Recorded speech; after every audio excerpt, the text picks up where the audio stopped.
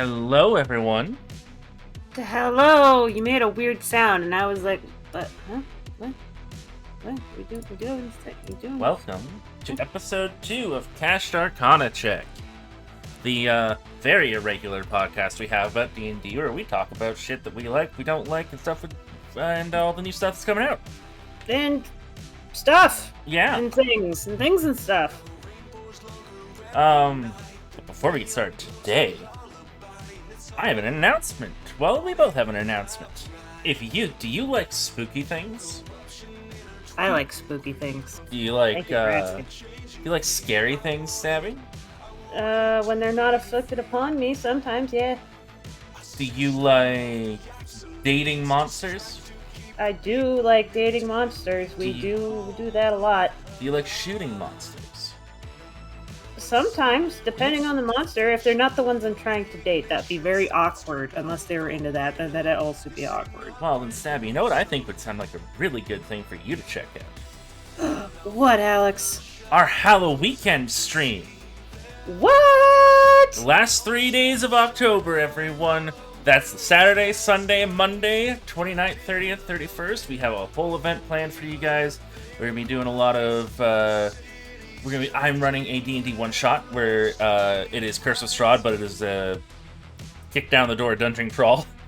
But Alex, haven't we done this 3 times already? We have.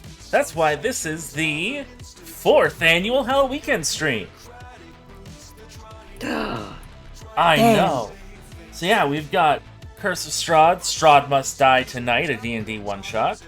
We've got maybe some Sucker for Love. Mm-hmm. We've got some collabs planned with your other favorite streamers like Tactical Draco and Eliza Lily Smiles, Ryan and Ray, good friends of the channel. Yep. All the way across the pond. Maybe I might even play an actually scary game. Who knows? Ooh. So if you want to see me cry like a little baby at a scary game, come check out Halloween Weekend. Alright, that's enough of the plugs. Let's get into this fucking Unearthed Arcana. So about a month ago, 1D&D happened. Yep. And the D&D world exploded. Yeah. I did possibly the hardest 180 on this that I have ever done on a D&D thing. Because when Everybody was raging about it so much, I heard it happen, and then I proceeded to not look at anything, because when everybody brags on something negatively, I'm like, I'm gonna not participate, and I'm just gonna mute. Yeah, no, when they first announced this, I fucking hated it. Like, I will say, I was wrong. At least I think I was wrong so far. I thought this was going to be just a perpetuation of 5e forever, and I have some issues with 5e, so I would like some things to change. But, looking at what they've actually released, this is absolutely just a 5.5e thing, just not called that so they don't scare away people from going like, oh, I'll have to buy everything again. It's like, no, it still works with your old 5e stuff. It works like this. Works with this. So, having looked over the Unearthed Arcana, Stabby has not looked over the Unearthed Arcana. Nope, because I'm like, I don't want to look at things that are making people mad, because it was too much TM. Copyright. But, having looked over this, I am actually very excited for the release of 1D&D. There are some rules I'm not a fan of, but we'll get to that. So, I'm nodding. You can't see it, but I'm nodding. First, because we're trying to make a whole stream of this, and this isn't just the preamble to playing a game like it was the last time we did it. If we go through this too fast, I do have an idea for some activities we can do afterwards. Oh, gasp. Shocking. Alex has planned shit without me? This is amazing. I like this. I like this when Alex, when he wakes up, then he's like, I got shit planned. I'm like, I had no participation in any of this planning. This is great. Normally I do most of the planning. Because Alex is like, and me. And I'm like, it's okay, I got you, bro. Yeah, basically. I manage the channel. Alex just does things I tell him to most of the time. I'm here for my stunning personality. Yes. So, what we're going over is on this first page of the fucking PDF. It's the character races, backgrounds, New languages, well, not new languages, but clarification of starting languages, feats, and new rules. We can go with the new 1D&D system. So if you scroll down, first page, we've got character races, and at the bottom it starts...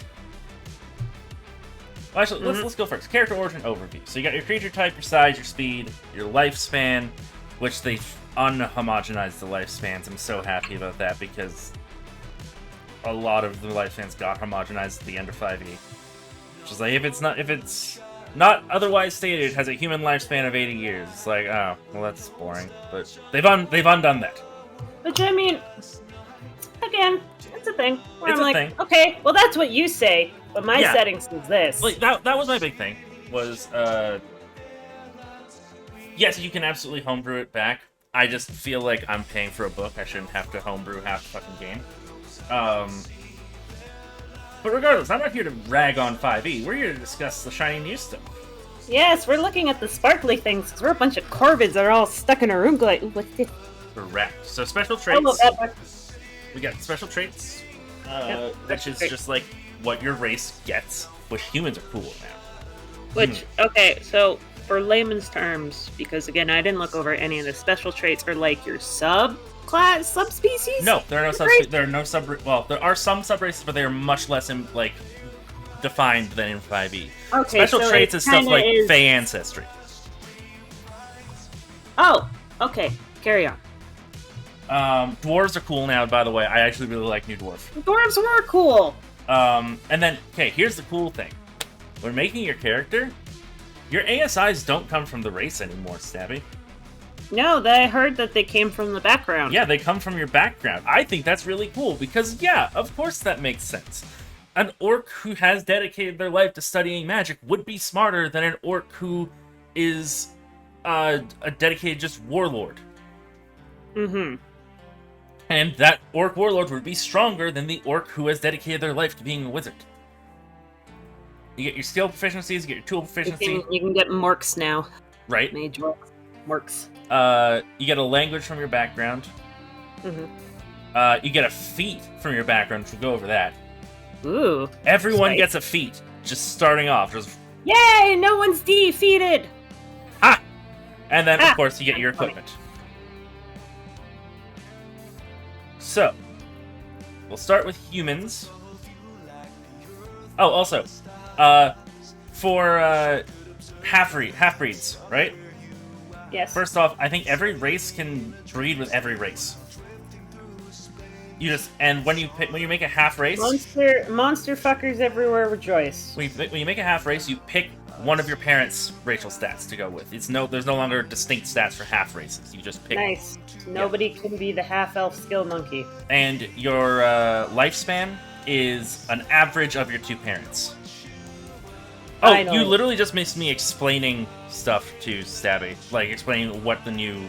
So this is basically how I ran because in my homebrew setting, I have split race elves where it's like if you have one elf parent of one sub race of elf and you have another one, then that makes a different elf. And I'm like, you pick one trait from one and one trait from another, and then boom, that's your racial stats. Yeah, Which Nice. is the call. Stop stealing my ideas. Give me credit. it's a good idea. Anyway. They should steal it. Pay me money. Fair. I want money. They can give me like $1,000 and be like, "We're gonna have your idea now." I'm like, "Okay, you gave me $1,000. Cool. So- Actually, give me 2,000." And carry on. Before we talk about humans, I have to bring up a new rule. A woo-woo. Inspiration does not work Yeah. out, doesn't 5e? Nope. You do not gain inspiration at the DM's whim anymore.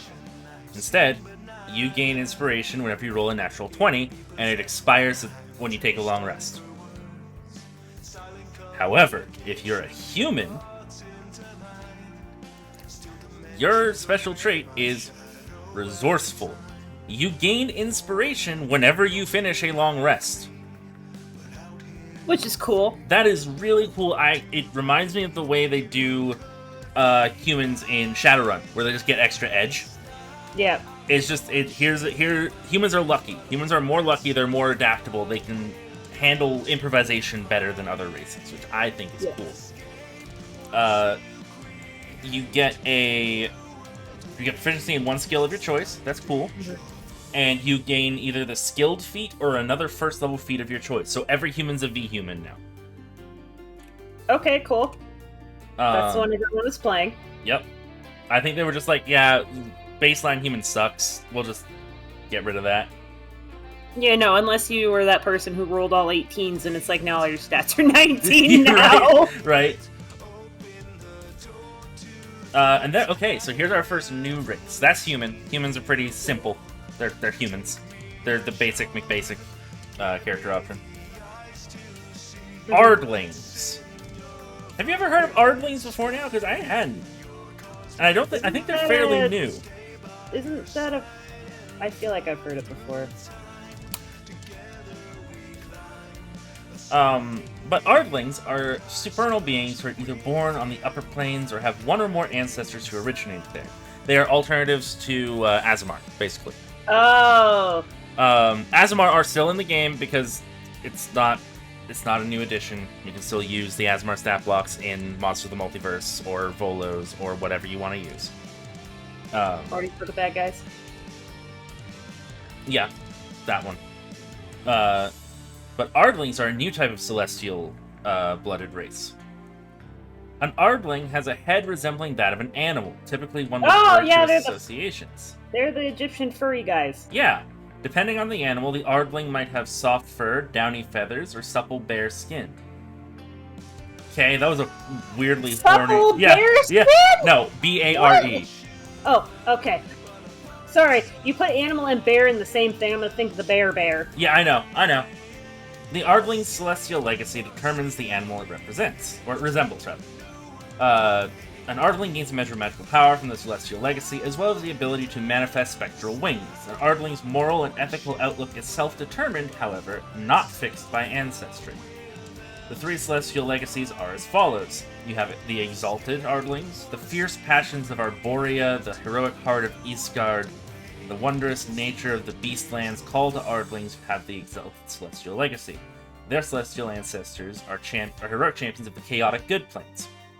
And you have the heavenly Ardlings, which is the blissful Mount Harmony of Arcadia, the unwavering justice of Mount Celestia, and the bucolic paradise of Bitopia, touch the souls of Ardlings who have the heavenly celestial legacy. Their celestial ancestors are staunch defenders of the lawful good planes. Let me catch up on chat real quick. Makes them more celestial weird, unlike Azamar, which is just human but better. Yeah, I like this because it's weird celestial. I like weird celestial. And then you've got the idyllic Ardlings. And the idyllic celestial legacy connects Ardlings not only to the Beastlands and Bitopia, but also to the eternal compassion of Elysium. Their celestial ancestors are paragons of kindness who hail from the neutral good planes. So that's the fluff. What do you think of the fluff so far? I kind of like the fluff. It adds all the other extra planar stuff without... Because they have a whole lot of extra planar stuff. And it's like, damn, I want to know more about this stuff. It's like, here's a wiki page with maybe some extra stuff. Yeah, right? It just doesn't get touched. Especially the upper planes. Like, the heavenly planes and all that. The good planes don't get touched. They do not. And I understand why, because, like, it's hard to justify adventurers going and fucking up Mount Celestia, but it's really easy to justify adventurers going and fucking up Pandemonium. But still, give us lore. Give us the Book of Celestials or something. Yeah, give us... I'd get that digital book, probably. Right? Something. So, let's get into their traits. So, they are humanoid creature type, like I think every race in this book it's like UA if is. If they made Dragonborn dragons, I wouldn't be surprised, but I also would doubt they made them dragons. Yeah. Well, because then whole person wouldn't work on that. Yeah. Also, man. Interesting thing, I think every race, or almost every race, can be small now. So you can be medium, about 4 to 7 feet tall, or small, about 2 to 4 feet tall. Chosen when you select this race. Your speed is 30 feet, your lifespan is 200 years on average, and here's the interesting part, because they did give them flight, because they have wings, but it's not a flying speed. They got floating? It's angelic flight. As a bonus action, you sprout spectral wings for a moment and fly up to a number of feet equal to your speed. If you're in the air at the end of this movement, you fall if nothing is holding you aloft. You can use this bonus action a number of times equal to your proficiency bonus, and you regain all expended uses when you finish a long rest. So it's not it's not the Aarakocra problem, where it's just like I just hang out in the air forever and shoot people from a mile away. It's like no. You get a burst of flight, and that's it. You get to go zoom. So, you got your Celestial Legacies now, which is you're the recipient of Celestial Legacy that grants you magical abilities. Choose a legacy from the Celestial Legacy table, which I will read after this. You get the Exalted associated with Chaotic Good planes, Heavenly associated with Lawful Good, or Idyllic associated with Neutral Good. You gain the initial benefit of the chosen legacy, a cantrip you learn. You also choose the animal you most closely resemble. The table provides a few suggestions for each legacy. You don't gain wings by choosing an animal that can fly.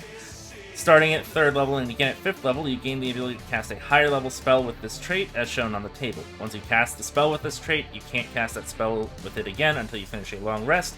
However, you can cast the spell using any spell slots you have of the appropriate level. That's also just a blanket change that they did, I think, a book or two ago in 5e, which I really like.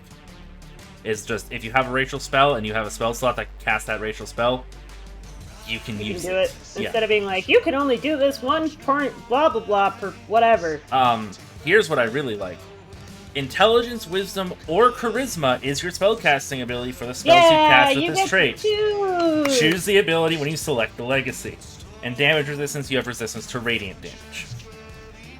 So, Exalted, nice. Your suggested animals are cat, eagle, goat, or mule, which you could be a goat-headed... I kind of want to play someone with a goat head. Meh. Your first level is Thaumaturgy. Your second level... Or your first level cantrip is Thaumaturgy, your 3rd level spell, like 3rd character level spell, is Divine Favor, and the spell you get at 5th level is Lesser Restoration. Then there's the Heavenly ones, which you can... Suggested animals are an elephant, owl, pig, or stork. And you get Light, Cure Wounds, and Zone of Truth. And then Idyllic, you can get... The suggested animals are bear, dog, raven, or toad, which... That's a weird group. I want to be a toad just so I can, like... You want to Jar Jar Binks your food? Yes. And they get Guidance, Healing Word, and Animal Messenger. Stork, long neck, yes. Like, you're just like... Hello. I'm doing a mime. You can't see it. You're doing the thing. Hi. Yes, I am a Celestial.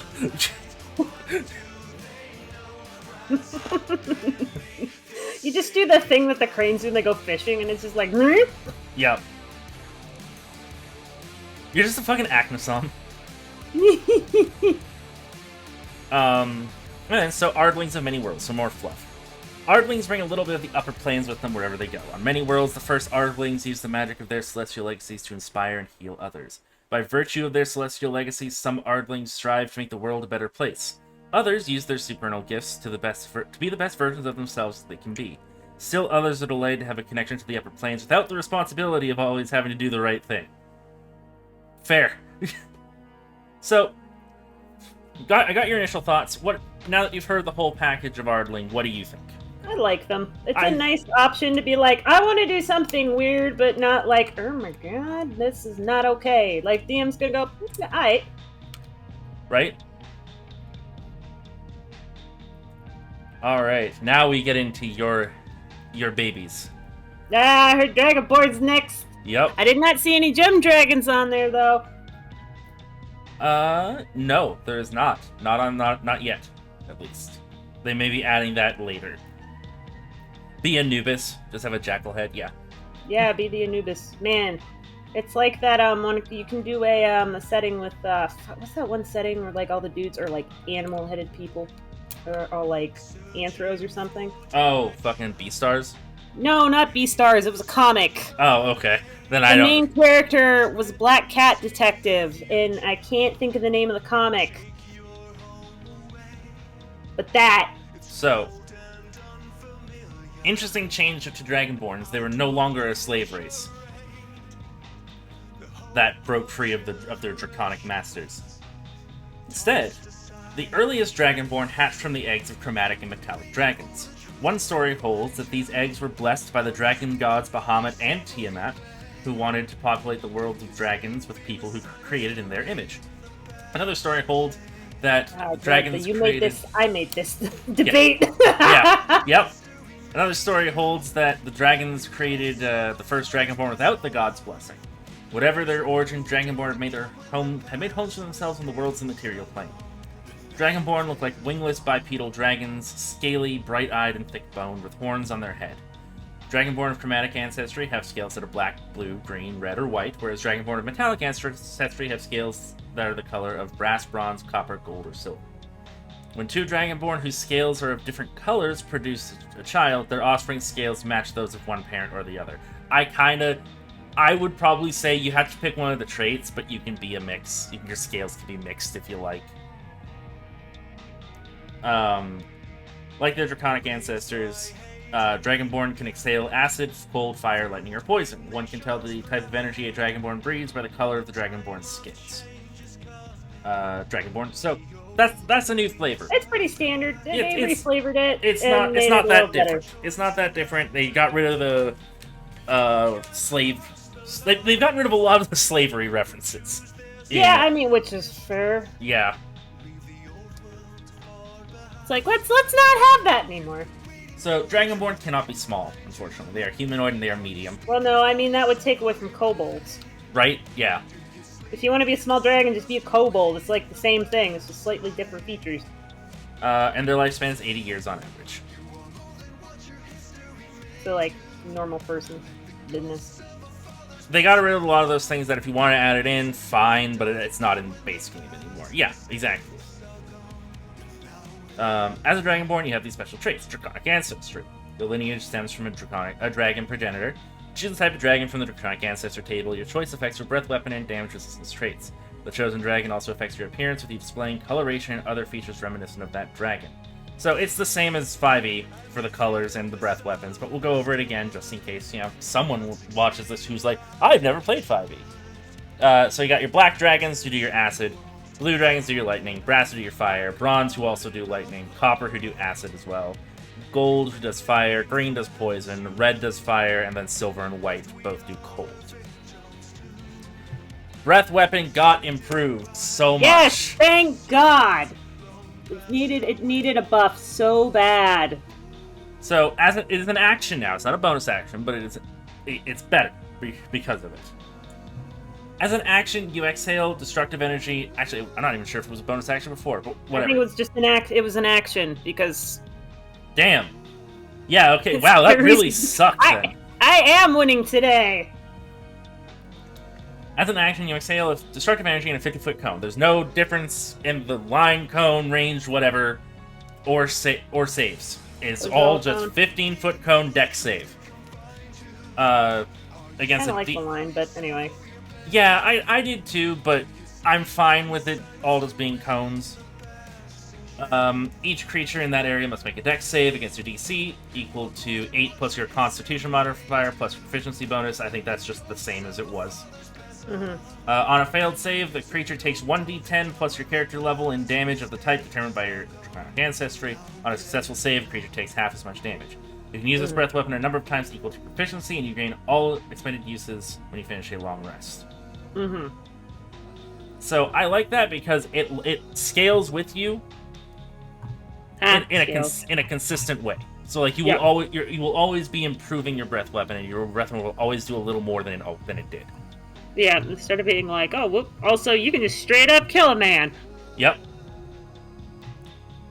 Like in terms of like when I say straight up kill a man, I'm talking about the average like farmer 1 HP person. Like you are going to kill a person, and I mean like in terms of being a dragon person, you should be able to do that. Yeah. Not that you should go and do it. Dree says, you know what I think would be neat? A sort of like alcohol or liquor that could allow you to turn the cone into a line because you're spitting fuel. I like that. I like that idea a lot. Damage resistance. You have resistance to the damage type determined by your draconic ancestry. That's the same. And then, here's the thing, Stabby. Dragonborn get dark vision now. Wow, like, that's cool. I don't know if they really needed it. I don't think they needed it, but it's nice. Although it does mean that yet another race has dark vision. But you also just have Draconic as a language now. I think you did before, but Yeah, It's just you did. It's just written out again. So, Dragonborn have many worlds. Like dragons, Dragonborn have a mystical bond on the material plane and are spread across its many worlds. I like that they are going setting agnostic with this PHP. Mm-hmm. Like, I get that means you have to do a little more work with putting in flavor of the setting. And it means that a DM picking this up, can't just go, oh, okay, Forgotten Realms. I'll just run a game of Forgotten Realms. But there are so many books for Forgotten Realms, you can pick up a campaign. It's fine. But on some worlds, the earliest Dragonborn settlements were built near dragon lairs, so the Dragonborn could pay tribute to their draconic progenitors. Many of these ancient settlements still exist. For example, the dragon-ruled continent of Argonison on the world of Eberron has Dragonborn cities tucked among its mountain ranges. On other worlds, Dragonborn apply their skills in settlements populated mostly by non-Dragonborn, fulfilling an urge to expand their presence and influence much as dragons do. So, Dragonborn didn't get a lot. They didn't get changed a lot, but I think they were already in an okay place. I don't think they needed much. I think the breath weapon being better is very nice. I think that's the main thing they needed to be on par with a lot of the rest of the races.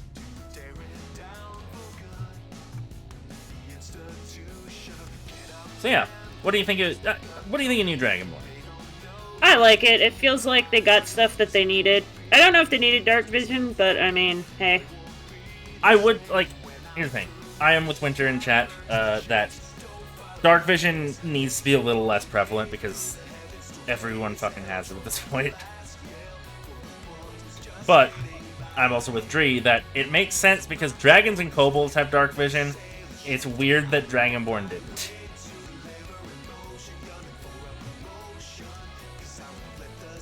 Let's move on to dwarves, because I like dwarves. Like, they were already good. They were actually one of the best races in the game for a while. But they're very interesting. So, dwarves. Resilient like the mountains, dwarves were raised up from the earth in the elder days by a deity of the forge. Called by various names on different worlds, Moradin, Rayorks, and others. The god gave dwarves an affinity for stone and metal and living underground. Squat and often bearded, the original dwarves carved cities and strongholds into the mountainsides under the earth. Their oldest legends tell of conflicts with the monsters of mountaintops and the Underdark, whether those mountains were towering giants or subterranean horrors. Inspired by those tales, dwarves of any culture often sing of valorous deeds, especially of the little overcoming the mighty. So, dwarves are dwarves. Still. Let's get into the traits. So, they are humanoid, they are medium, they're not small, about 4 to 5 feet tall. The wideness. They took the wideness into account. Yeah.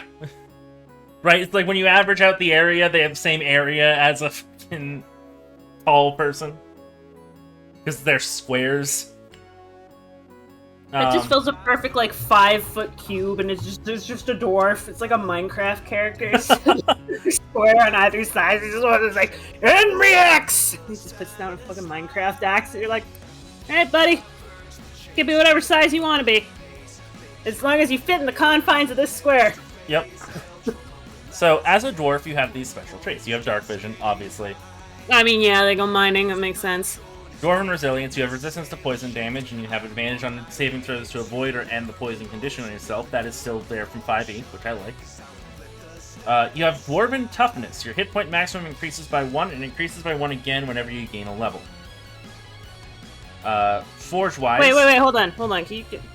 One more time, what? Dwarven toughness. Your hit point maximum increases by 1, and it increases by 1 again whenever you gain a level. Yeah, they just have discount tough. Really good.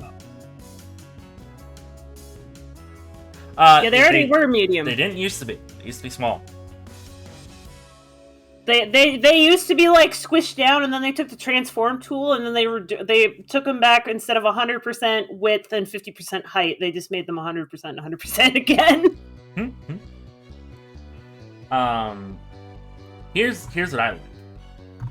Actually, the next two, there are a couple things I like. Forge-wise, your divine creator gave you an uncanny affinity for working with stone or metal. You gain the tool proficiency with 2 of the following options of your choice: jeweler's tools, mason's tools, smith's tools, or tinker's tools. And then stone cutting. As a bonus action, you gain Tremor Sense with a range of 60 feet for 10 minutes. You must be on a stone surface or touching a surface to use this Tremor Sense. The stone can be natural or worked. You can use this bonus action a number of times equal to your proficiency bonus, and you gain all expended uses when you finish a long rest. That's really fun. I like that. That's cool. That's a nice flavor thing that has some, like... Oh, what's the word? I'm like, it's a lot of flavor, but it also can bring up a lot of funny moments where it's just like, the mother, she's a breathing. Right? She's about knees! Now, notably, because there's no weapons or armor proficiencies in any races, dwarves lost their medium armor proficiency, which made them the strongest race in the game. Yeah. But I think honestly, I think it's a nice trade-off. That's fine. Well, I would assume that armor proficiencies are now based on class/background.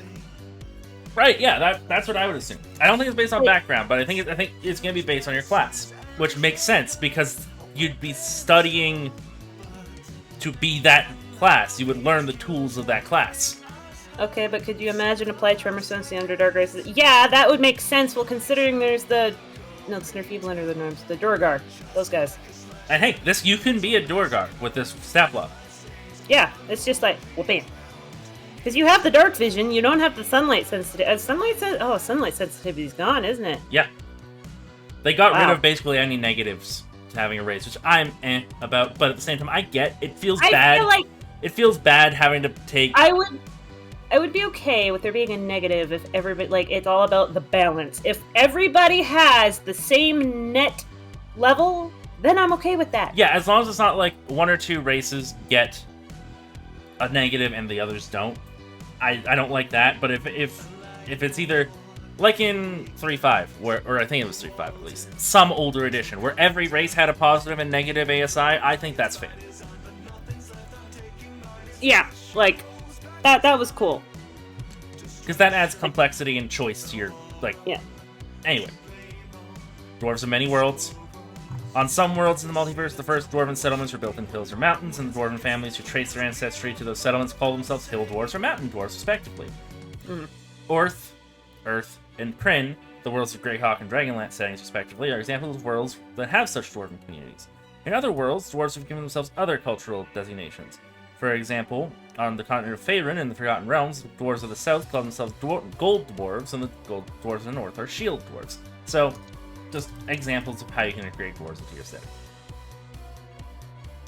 So, elf. Ah, yes. Can't wait to hear all about the changes to elf and all the sub-races are gone. Yeah. Well, they aren't gone. They're more like how Ardlings were. You pick an elven lineage. Basically, yes, literally that. So elves. Created by the god Corellon, the first elves could change their physical forms at will. The elves lost this ability when Corellon exiled them from Arvindor for plotting with another elven deity named Lolth. That wasn't her name at the time, but we're simplifying. Okay. They're simplifying, they're just getting all the base out there. Who tried and failed to usurp Corellon's domain. When Lolth was cast down into the abyss, most elves renounced their treachery and earned Corellon's forgiveness. But that which Corellon had taken from the elves was lost forever. No longer able to shapeshift at will, the elves retreated to the Feywild, where their sorrow was deepened by that plane's influence. Over time, wanderlust and curiosity led many of them to explore other planes of existence, including various worlds in the material plane. Elves have the mystical ability to take on characteristics of the environments with which they are bonded. Drow to the Underdark, High Elves to Fey crossings in the material plane, and Wood Elves to forests. These connections grant elves access to certain kinds of magic. Elves are blessed with long lives and long memories. From birth, they don't sleep, but instead enter a trance when they need to rest. In this state, elves remain aware of their surroundings while immersing themselves in their own memories. What an elf remembers during this reverie depends largely on how long the elf has lived and the events that have shaped the elf's existence. Elves have pointed ears, tend to be light on the feet. Another common physical characteristic of elves is their lack of facial and body hair.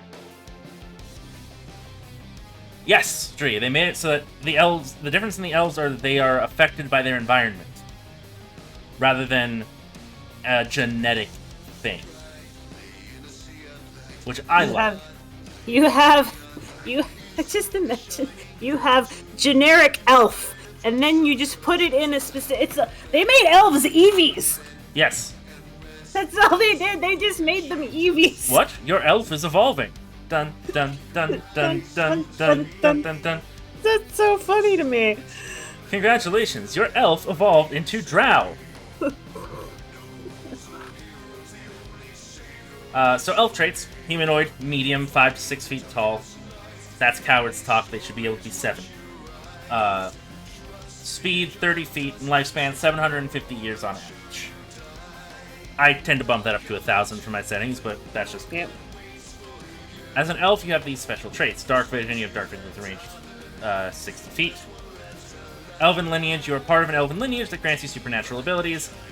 Choose a lineage from the elven lineages table. Drow, lineage of the Underdark. High elf, the lineage of Fey crossings and other magical locations. Or wood elf, the lineage of primeval forests. You gain the first level benefit of that lineage. Starting at 3rd level and again at 5th level, you also gain the ability to cast a spell with this trait. Once you cast a spell with this trait, you can't cast again, however you can cast it with a spell slot. Same as every other... Same as it ever was. Hey, Tick! Hey, Tick, we're talking din stuff. Intelligence, Wisdom, or Charisma is your spellcasting ability. You choose when you select the lineage. You get Fey Ancestry, which is it's Fey Ancestry. You have advantage on saving throws to make to avoid or end the charm condition on yourself. Yep. Fey Ancestry, save 60% off on your next purchase. Right. Keen Senses, you have proficiency in Perception. And Trance, you don't need to sleep, and magic can't put you to sleep. You can finish a long rest in 4 hours if you spend those hours in a trance-like meditation, during which you retain consciousness. So Elven lineages. Drow. So at 1st level, you get 120 feet dark vision. You also know the Dancing Lights cantrip. At 3rd level, you get Fairy Fire. At 5th level, you get Darkness. High Elf, you know Prestidigitation. And whenever you finish a long rest, you can replace that cantrip with a different cantrip from the Arcane spell list. And then you've got your 3rd level, you get Detect Magic, and your 5th level, you get Misty Step. We'll come back to the fact they said Arcane spell lists. We'll come back to that later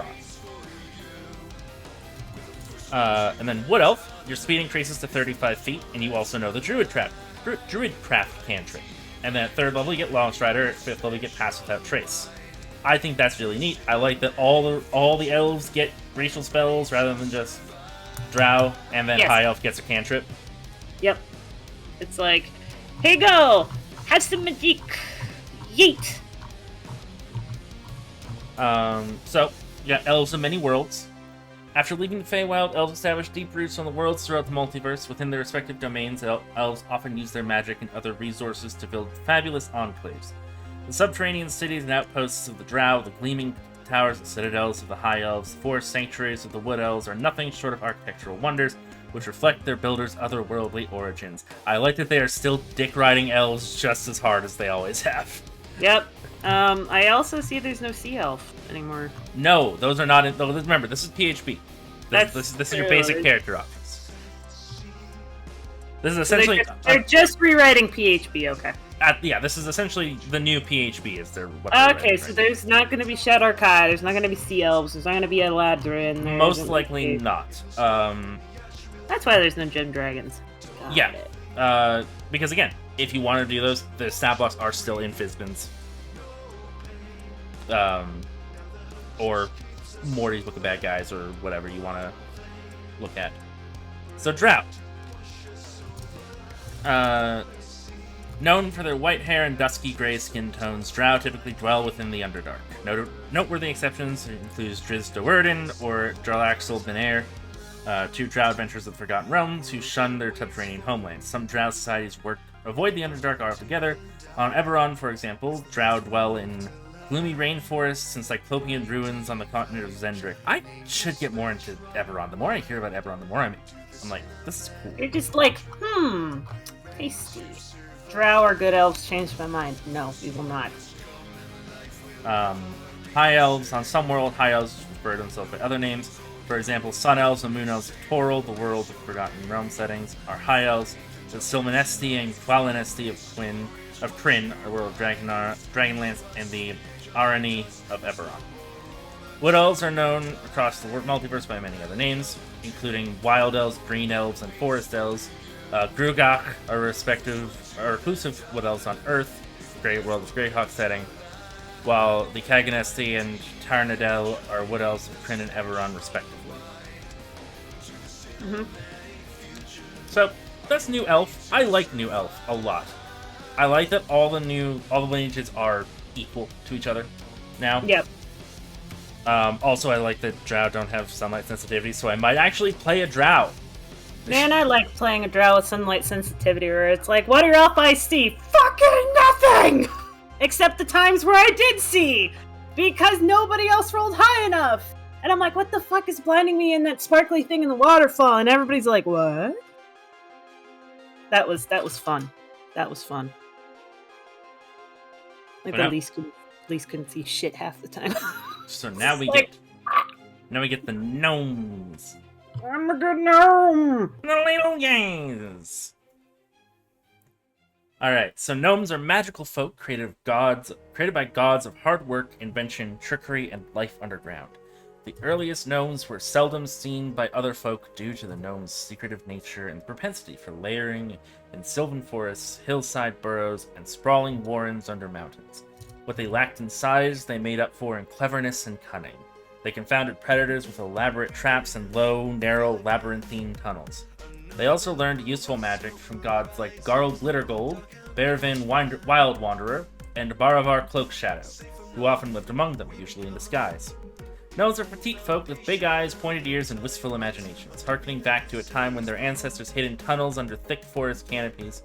Many gnomes like the feeling of the roof over their head, even if that roof is nothing more than a hat. They're little birthday boys!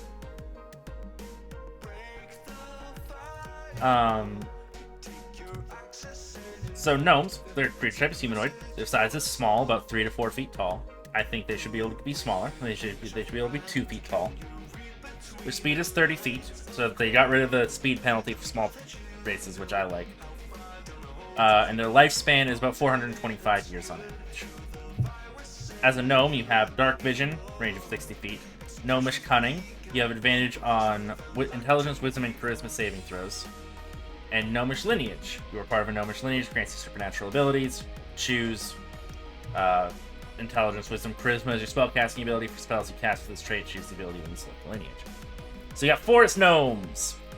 Woo! Which is, the Minor Illusion cantrip. You can also cast Speak with Animals with this trait. You can cast it with the trait a number of times equal to proficiency bonus, and you regain all its many uses when you finish a long rest. You can also use any spell slots you have to cast a spell. And then there's the rock gnomes. Vesper, you're not punting the gnomes. They are not going to be puntable size. You punt a rock gnome, you're going to break your foot, and that is what you deserve. It's like trying to kick a medicine ball. Did I tell you the story of I've told the story before of my coworker who kicked a frozen pumpkin? You've told me, but I don't think you've told chat. So, the reason why you do not full-on kick things is I had a coworker way back when who texted me. It's like, yeah, you shouldn't kick frozen pumpkins. They're really hard. And I'm like, yeah, they are. And then 2 days later, I see her in a boot. I'm like, what happened? And she's like, remember when I texted you? I kicked that frozen pumpkin? And I'm like, okay, you texted me that you kicked a frozen pumpkin. You did not text me that you kicked a frozen pumpkin and broke your foot. She also, that was her driving, that was her right foot, by the way. She also drove, and I'm like, how are you driving? She's like, oh, I just take the boot off and drive. And I'm like, no! No! That is not okay! Your foot needs to heal, you workaholic! And that's why you don't punt gnomes. Break your foot. Break your foot. I cast spell of break your foot. I cast break thy feet. Now you've been defeated, haha! So, rock gnomes. They get mending and prestidigitation racially, which... That's great. Yeah. That's the tidy spell. That's the, it's broken, let me fix that for you. Oh, you're a little messed up there. I could play a rock gnome.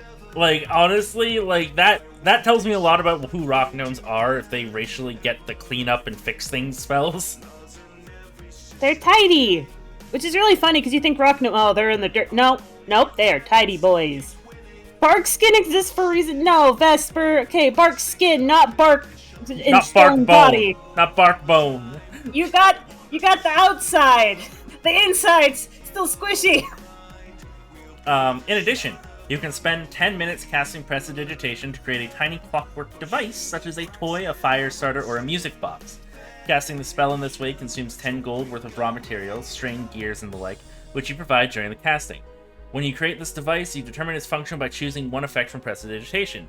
The device produces that effect whenever you or another creature takes a bonus action to touch the device and activate it. You can make a vacuum cleaner.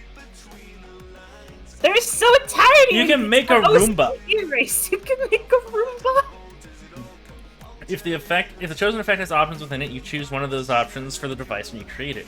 For example, when you create, if you choose the spell's Ignite Extinguish effect, you can determine whether the device ignites or extinguishes fire.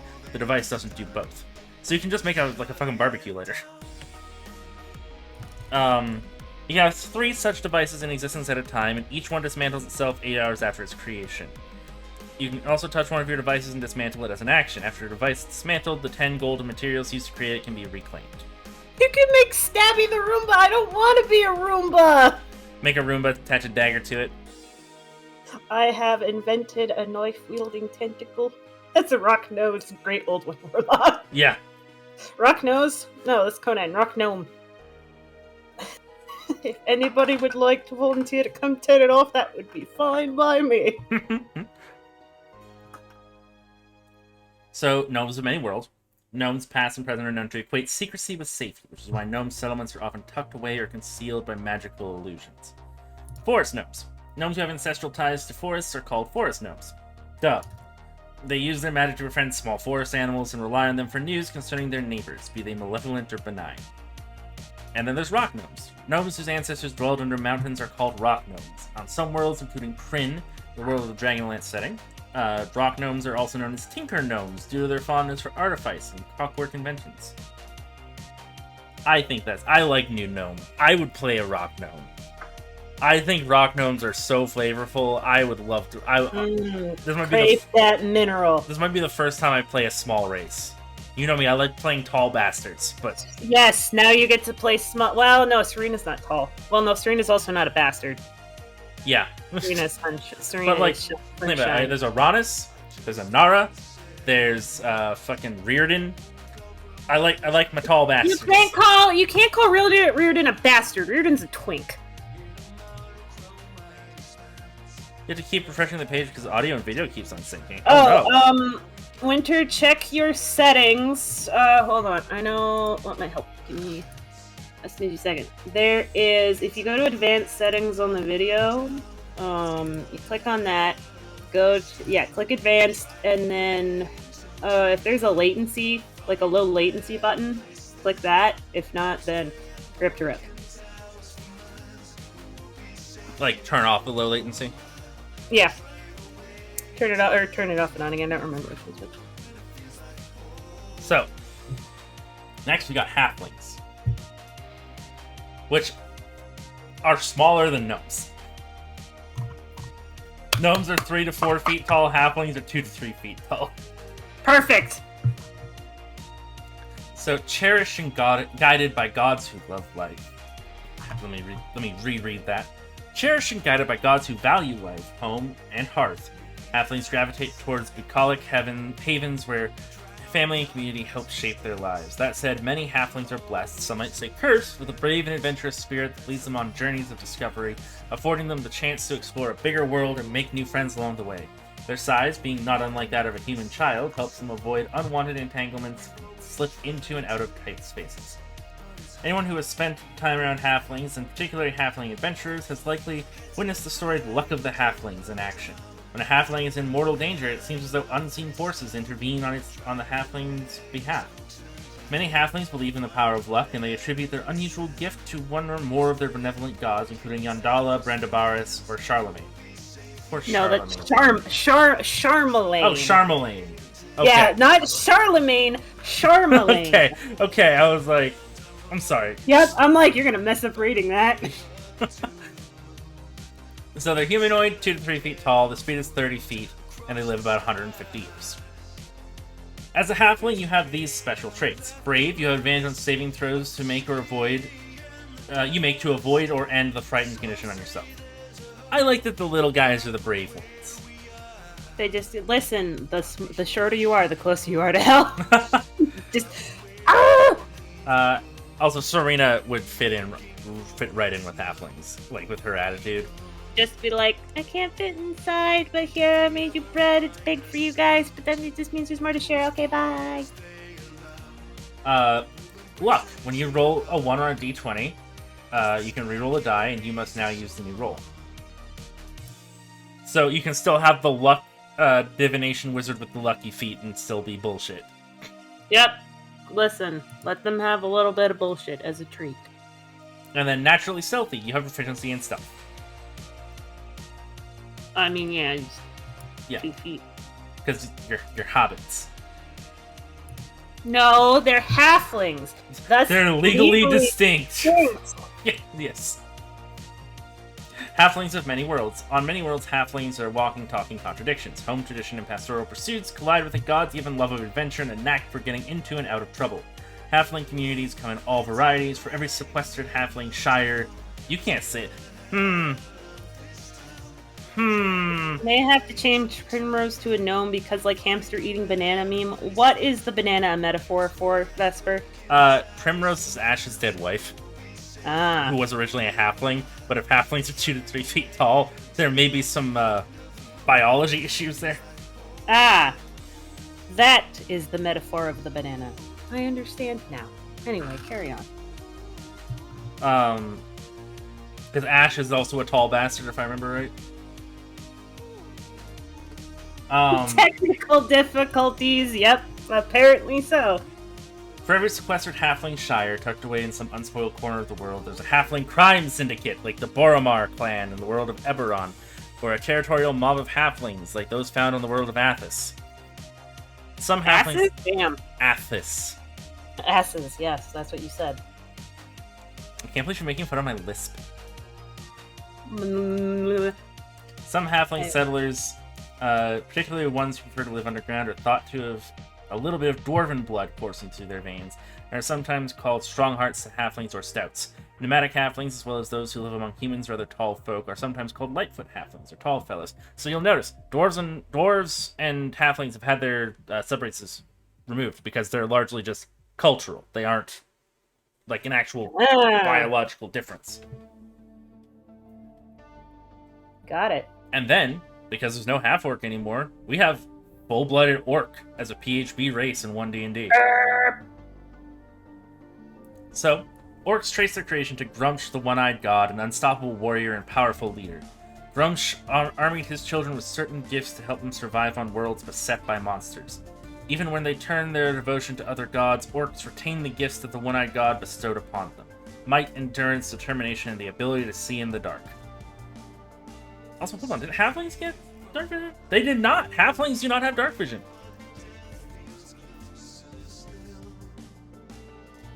Well, alright! Orcs are... tiny criminals with your night vision goggles. Right? They would make night vision goggles. Orcs are, on average, tall and broad. They have gray skin, ears that are small and slightly pointed, and prominent lower canines that resemble small tusks. Young orcs are often told about their ancestors' ancient conflicts with elves in forests, dwarves under mountains, and invaders from evil planes of existence. Inspired by those tales, young orcs often wonder when Grumsh will call on them to match the heroic deeds of their ancestors, and if they will prove worthy of the one-eyed god's grace. So immediately, I kind of like that Grumsh isn't just a dickhead? An evil god. Yeah. He was like, you know what, guys? Maybe I should go to therapy. And he did. He went to therapy. So, let's get into brass tacks of orcs. He's basically a neutral survival god. Yeah. He's a strong survival of the fittest god. You're a humanoid. You're medium, about 6 to 7 feet tall. Your speed is 30 feet, and your lifespan is 80 years on average. As an orc, you have these traits. Adrenaline Rush. You can take the dash action as a bonus action, and when you do, you gain a number of temporary HP equal to your proficiency bonus. You can use this trait a number of times equal to your proficiency bonus and regain all expended uses when you finish a long rest. You also have Dark Vision. 60 feet. Yep. You have powerful build, which is you count as one size larger when determining your carrying capacity and the weight you can push, drag, or lift. Cool, that's good. You big strong I boy. feel like orcs deserve that. Yes, they do. And then you have Relentless Endurance, which is the same as 5e. When you're reduced to 0 hit points but not killed outright, you can drop to 1 HP instead. Once you use this trait, you can't do so until you finish a long rest. So orcs of many worlds. On many worlds, orcs occupy territory claimed by their ancestors. Their settlements and strongholds can be found almost anywhere above ground and below. Orcs sometimes flock to the banners of powerful monarchs. King Obold, Many Arrows of Toril, Forgotten Realms, is one such figure, his strength tempered by a willingness to make peace with his enemies. On worlds such as Eberron, orcs were among those who defended the natural order from the encroachment of fiends and other extraplanar threats. Again, I really need to get more into Eberron. Jesus! Their descendants learned to live in harmony with their neighbors in the natural world, and to many of them, Grumsh's wars are distant memories. I like New Orc. I think New Orc is good. I think that's really cool. As a Warcraft fan, I will say, I always like a more nuanced take on orcs than just evil for evil's sake. Yeah. So, this is good. Also, Orc now have reason to be smart. Yeah. Because survival of the fittest doesn't just mean powerful. If you can survive using your intellect, then great.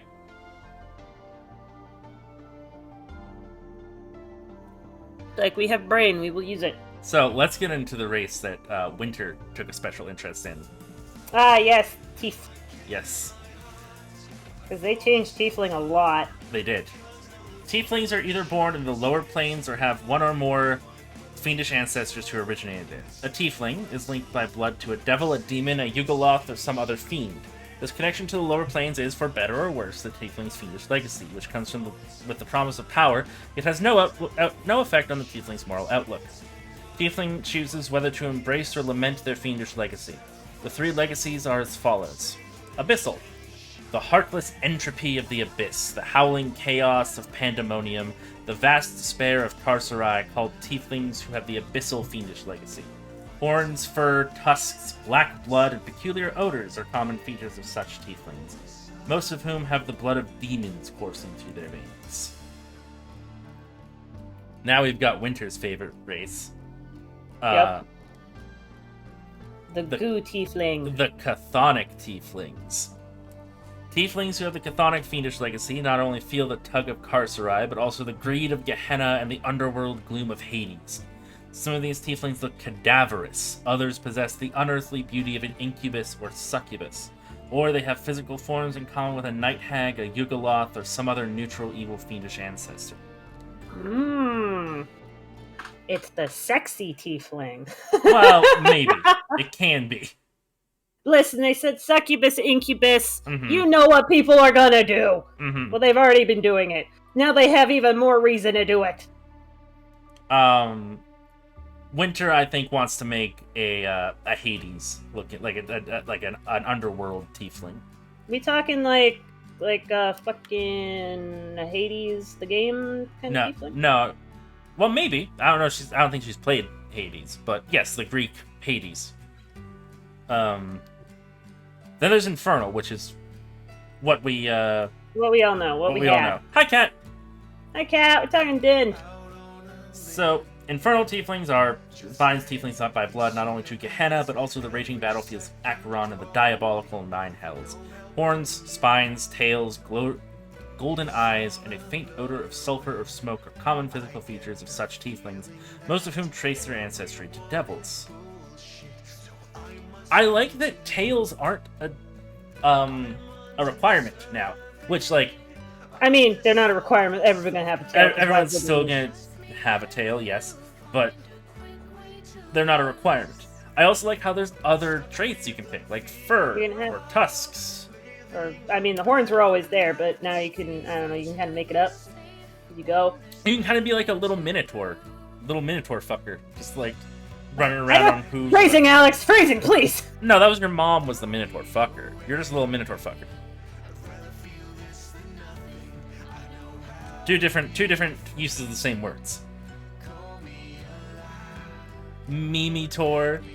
Mini-tor, there you go. That's the words you're looking for. So Tiefling traits: humanoid, medium or small, 4 to 7, or 3 to 4. Shows when you select this race. Speed 30 feet, lifespan 100 years on average, slightly longer than the humans. You get dark vision, obviously, 60 feet. You get your fiendish legacy, which we'll go over later. I feel like I've explained the concept of the legacies and the lineages enough that I think everyone should be on the same page here. And you get otherworldly presence. You know the Thaumaturgy cantrip. When you cast it with this trait, the spell uses the same spellcasting ability you use for your Fiendish Legacy trait. So Fiendish Legacies. Yeah. Abyssal. At first level, you have resistance to poison. You also know the Poison Spray cantrip. At 3rd level, you get the spell Ray of Sickness, and at 5th level, you get Hold Person. For Chthonic, you have resistance to necrotic damage. You also know the Chill Touch cantrip. At 3rd level, you get False Life, and at 5th level, you get Ray of Enfeeblement. And Infernal, you get your standard Tiefling, what we have now, which is resistance to fire damage. You also know the Firebolt cantrip. And at 3rd level, you get Hellish Rebuke, and at 5th level, you get Darkness. This is why they got rid of all the other Tiefling subraces. Yeah, I mean, I like some of the other ones. I still miss them because I like them a lot. I thought it added a lot more customization, but I get it. So Tieflings of many worlds. Tieflings born in the lower planes often migrate to other planes of existence and never look back. Their descendants are scattered... You can't imagine why. Yeah, right? Their descendants are scattered across many worlds and are especially prevalent in Sigil, the torus-shaped city at the center of the multiverse. The earliest Tieflings joined ranks with non-Tieflings to repel fiendish incursions on many worlds, earning the trust of those who might have otherwise mistaken them for fiends. Thanks to the victories and sacrifices of these legends, Tieflings throughout the multiverse enjoy widespread acceptance. So they also got rid of the fantasy racism for Tieflings. Cool. Which, that's fine. I basically took it out of my setting anyway, so... You know, except for, you know, the bad guys that are obligatorily racist. Yes. Racism bad. There was just a lot of this is basically the same, but this one thing with previous Tieflings, so I'm totally fine with losing needless bulk for these 3. Yeah, that's fair. Especially since a lot of the reasoning for the other Tieflings was for different ASIs, which are no longer tied to your race. So that's the races. That is the races of the new PHB. What do you think of the new races in total, Stabby? It feels like it's not a lot, but then again, they took away all the sub-races, so... Mm-hmm. Do you think it's a good jumping off point? Do you like the direction they're going? I think it's a good jumping off point. I miss all the bird people. That's fair. I want to see what their take is on all the beast races. That's fair. So, character backgrounds. I really like the new backgrounds. This is literally the one thing I wanted from you're like, a new edition of D&D. And then you saw this and you're like, I have 180'd. Yes, this is literally what got me to do a 180 on this fucking UA, is their rework of character backgrounds.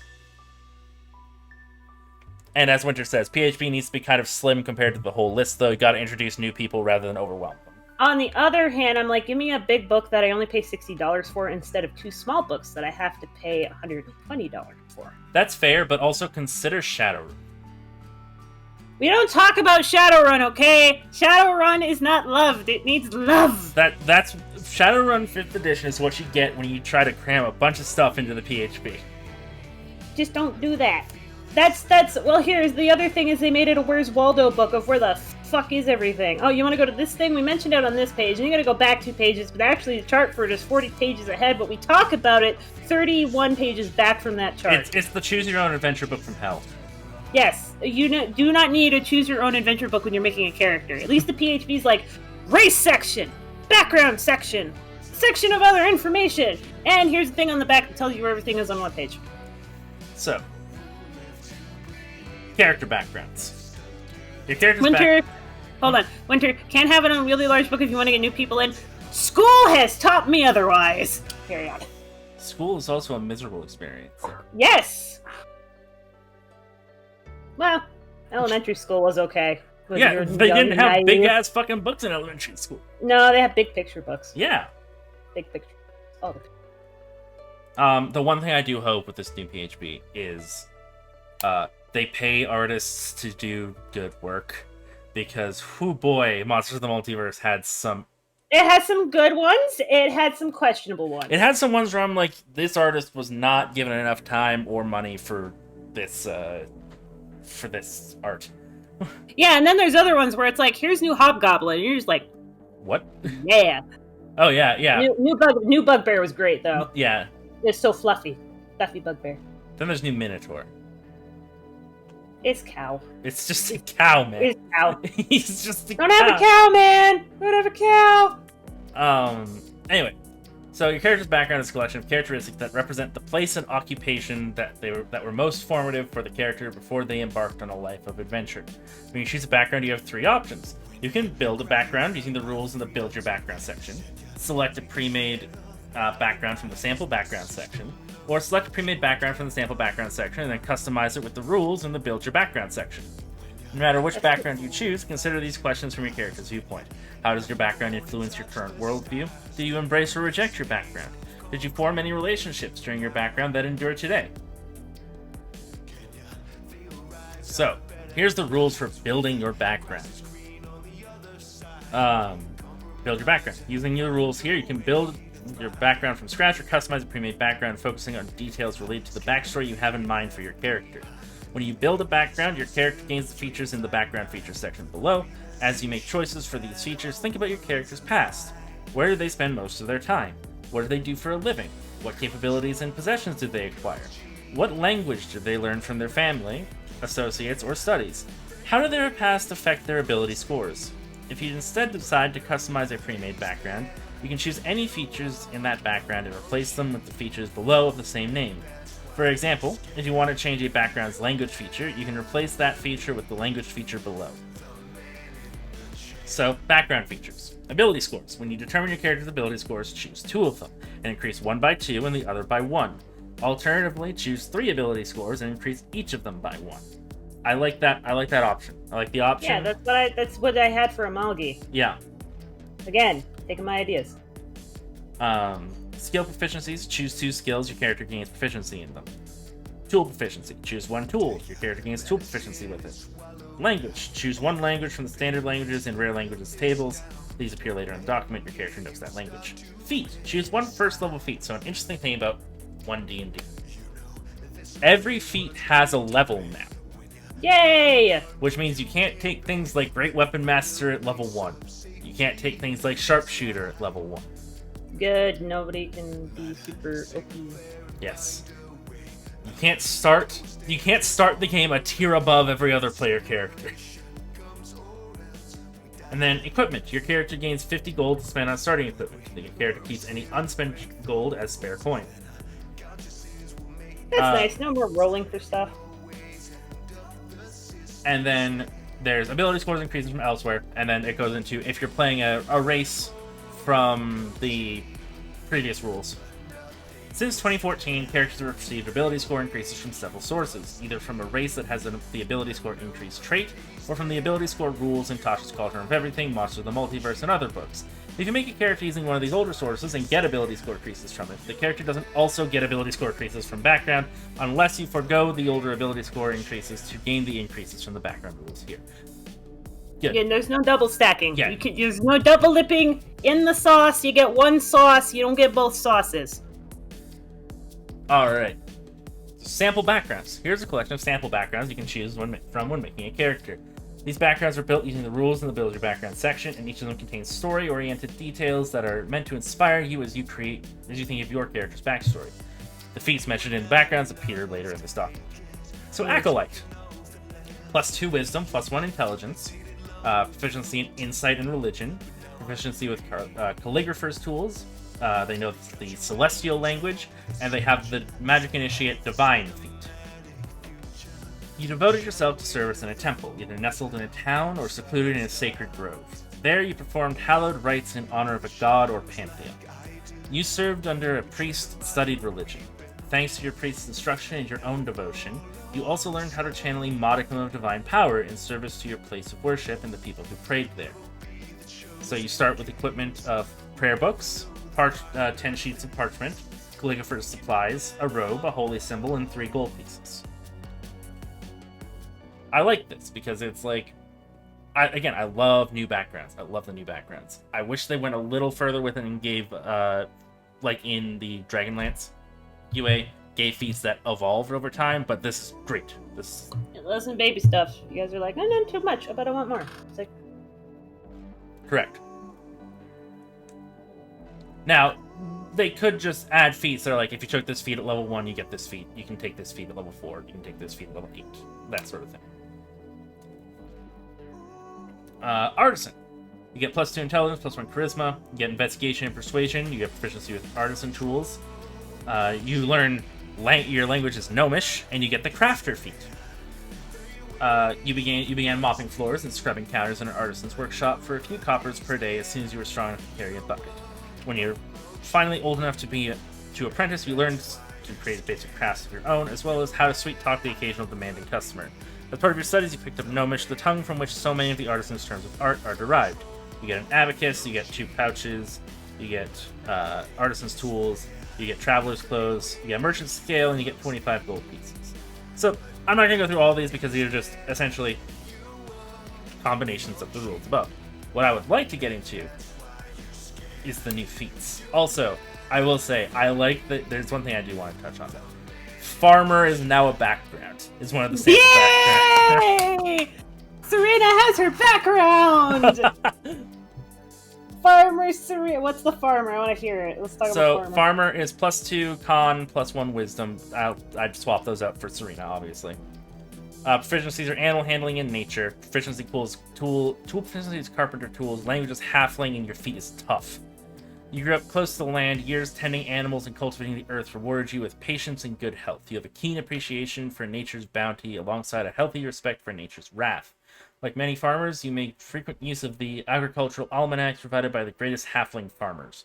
You get carpenter's tools, a sickle, a healer's kit, traveler's clothes, an iron pot, 23 gold pieces, and a shovel.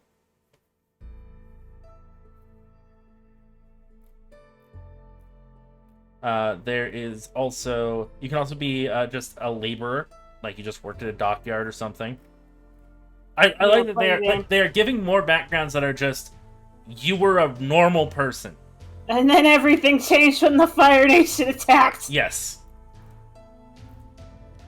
So let's do languages, because I don't think anything's changed, but... Nah. Here's the thing, they have typical users now. So, there's Common, which is used by anyone. Common Sign Language is now a language you can learn. Woo! Which you love to see it. You love to see it. Then you there's love it. Dwarvish, Elvish, Giant, Gnomish, Goblin, Halfling, Orc, which are used by those races. Yep. I like that they have, like, Abyssal typically uses their demons, Celestial typically uses their celestials, Deep Speech typically uses their aberrations. They tell you what use case these are usually for. Also, you can learn Druidic now if you're not a Druid. Woo! That's nice. I like that. But Fucking plant nerd. what I like is the new feats. Yes. So, parts of a feat. Level. Each feat has a level. To take a feat, your level must equal or exceed the feat's level. Prerequisite. You must meet any prerequisite specified in a feat to take that feat. If you lose a feat's prerequisite, you can't use that feat until you regain the prerequisite. And then repeatable. If a feat is repeatable, you can take it more than once. If it isn't repeatable, you can only take it once. So, we've got new alert. Yeah, what's new alert? There's no prerequisite and it's not repeatable. But you have initiative proficiency. When you roll initiative, you can add your proficiency bonus to the roll. And initiative swap. Immediately after you roll initiative, you can swap your initiative with the initiative of one willing ally in the same combat. You can't make the swap if you or the ally is incapacitated. That's cool. I really like new alert. I wish you could, under this, like, because sleep, you're considered incapacitated, but I just imagine you get the alert feed, somebody rolls really bad, and you just kick them away, and they wake the fuck up! Right? Or just awake. You just kick their weapon into their hand, and just like, get up, Billy! Shit's going down! So, then there's Crafter, which is no prerequisite and not repeatable. You gain a tool proficiency with 3 different artisan tools of your choice. That's a lot of tools. You get discount. Whenever you buy a non-magical item, you receive a 20% discount on it. Ooh, fancy. Well, they better have prices listed for shit. Whenever you buy and then faster crafting. When you craft an item using the tool with which you have tool proficiency, the required crafting time is reduced by 20%. I hope they have actual rules for crafting that. God, I hope so too. Then you have healer, which is, I think just flat buffed from old healer. There's no prerequisite, not repeatable. There's battle medic, so if you have a healer's kit, you can expend one use of it to tend to a creature within 5 feet of you as an action. That creature can expend one of its hit dice and then roll that die. The creature regains a number of hit points equal to the roll plus your proficiency bonus. And then healing re-rolls. Whenever you roll a die to determine the number of hit points you restore with a spell or this feat's battle medic benefit, you can re-roll the die if it rolls a 1 and you must use the new roll. Woo! Yeah! That's actually good for, like, magical healers now. That's amazing. So, Luck got buffed. How did Luck get buffed? I will say, it got buffed, but also nerfed to where it was intended to be for rules as intended. Because before, if you had disadvantage, you could use Lucky and turn disadvantage into roll 3 times and take the highest number. You can't do that anymore. Okay, all right. So, luck points. You have a number of luck points equal to your proficiency bonus. Oh my god. You can spend the points on the benefits below, and you regain your expended luck points when you finish a long rest. Yes, Stabby? That's a lot. That's a lot of points. Yes. And then the things you can do is either give yourself advantage or give another creature disadvantage on an attack roll. Oh, so any creature, it's not just one attacking you. No, when a creature rolls a d20 for an attack roll against you, you can give them disadvantage. So, nerfed in some ways, buffed in the way that matters, really. Is like... and then you have Go ahead. It's not as bad. Yeah. Not I was gonna be like, oh my god. Then there's Magic Initiate. There's no prerequisite. It is repeatable, but you must choose a different spell list each time.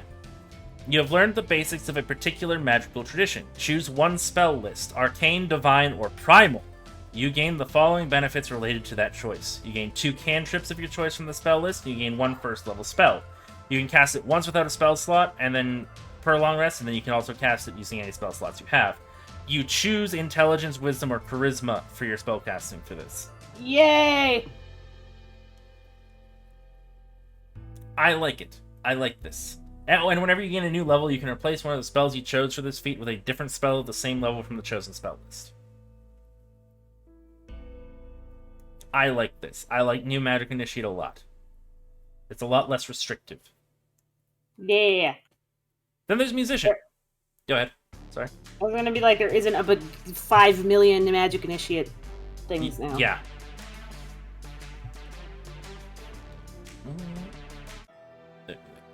Skip that.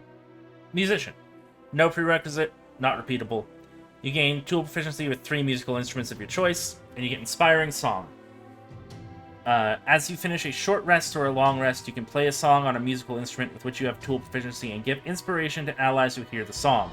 The number of allies you can affect this way equals your proficiency bonus. So at the start, as you finish a short or long rest, you can just give free inspiration to people. That's cool.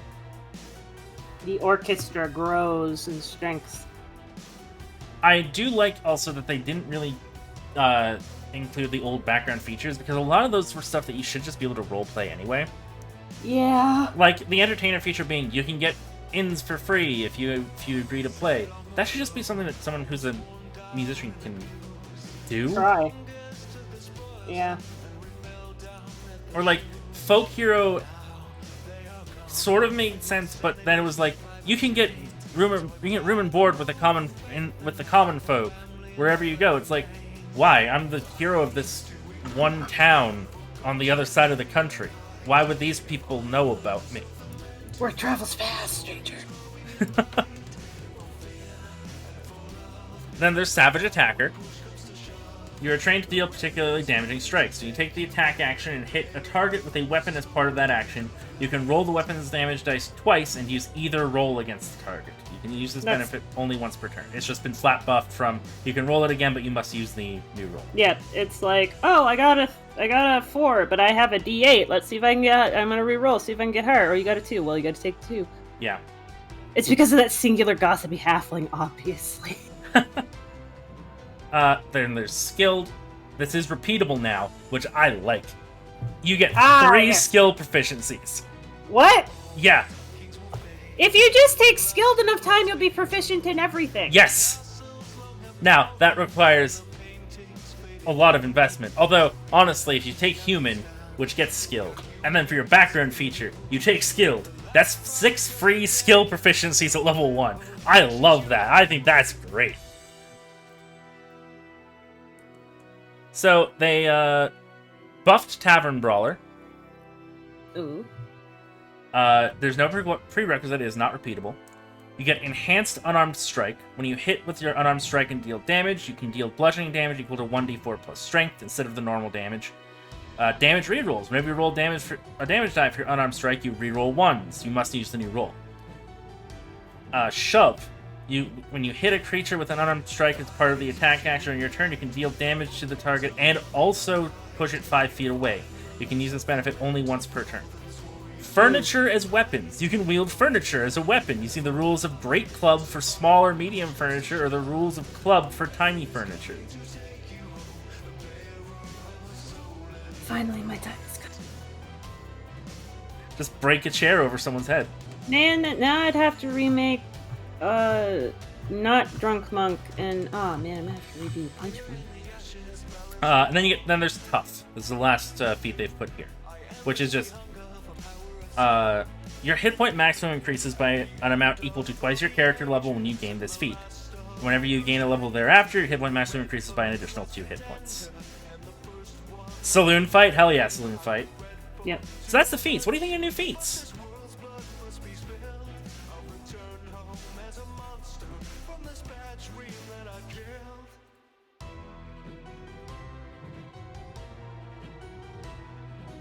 David? Sorry, my Discord cut out for a second. What do you think of new feats? I do like them. I have a hopeful outlook on the other feats. Because, I mean, they're gonna make more.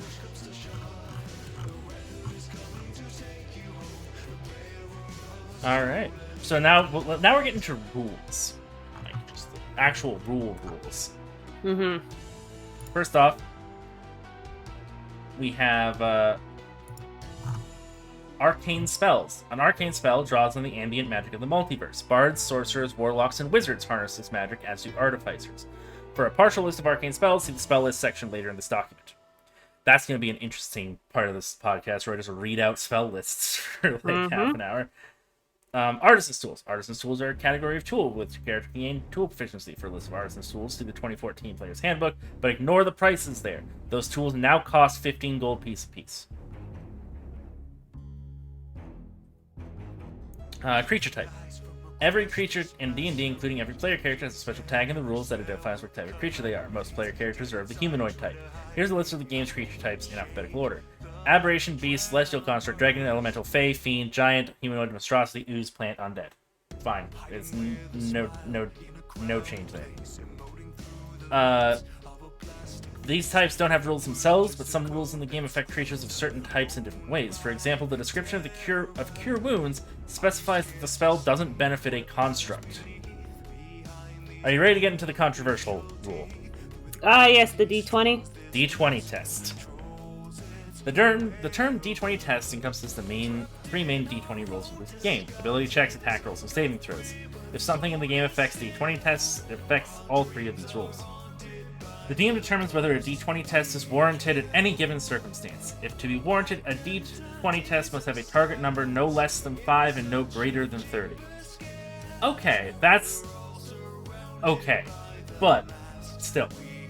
Rolling a 1. If you roll a 1 on the D20 test automatically fails, regardless of any modifiers on the roll. Rolling a 20. If you roll a 20 on the d20, the d20 test automatically succeeds regardless of any modifiers on the roll. A player character also gains inspiration when rolling the d20, thanks to the remarkable success. Rolling a 20 doesn't bypass limitations to the tests, such as range and line of sight. The 20 bypasses only bonuses and penalties to the roll. I'm not a fan. Which part are you not a fan of? Both. I'm not a fan of ones being auto fails and 20s being auto successes, because one being an auto fail means you could be the best rogue in the goddamn world. You give a plus 30 to your fucking thieves tools modifier, and if you roll a 1 to pick an average lock that you should, it's a 5% chance that the god of locks is looking upon you and goes, I'm gonna fuck this guy in particular. Exactly. It's literally just a 5% chance of, no matter how good you are at a skill, no matter how good you are with your weapon, there's a 5% chance that you will fail.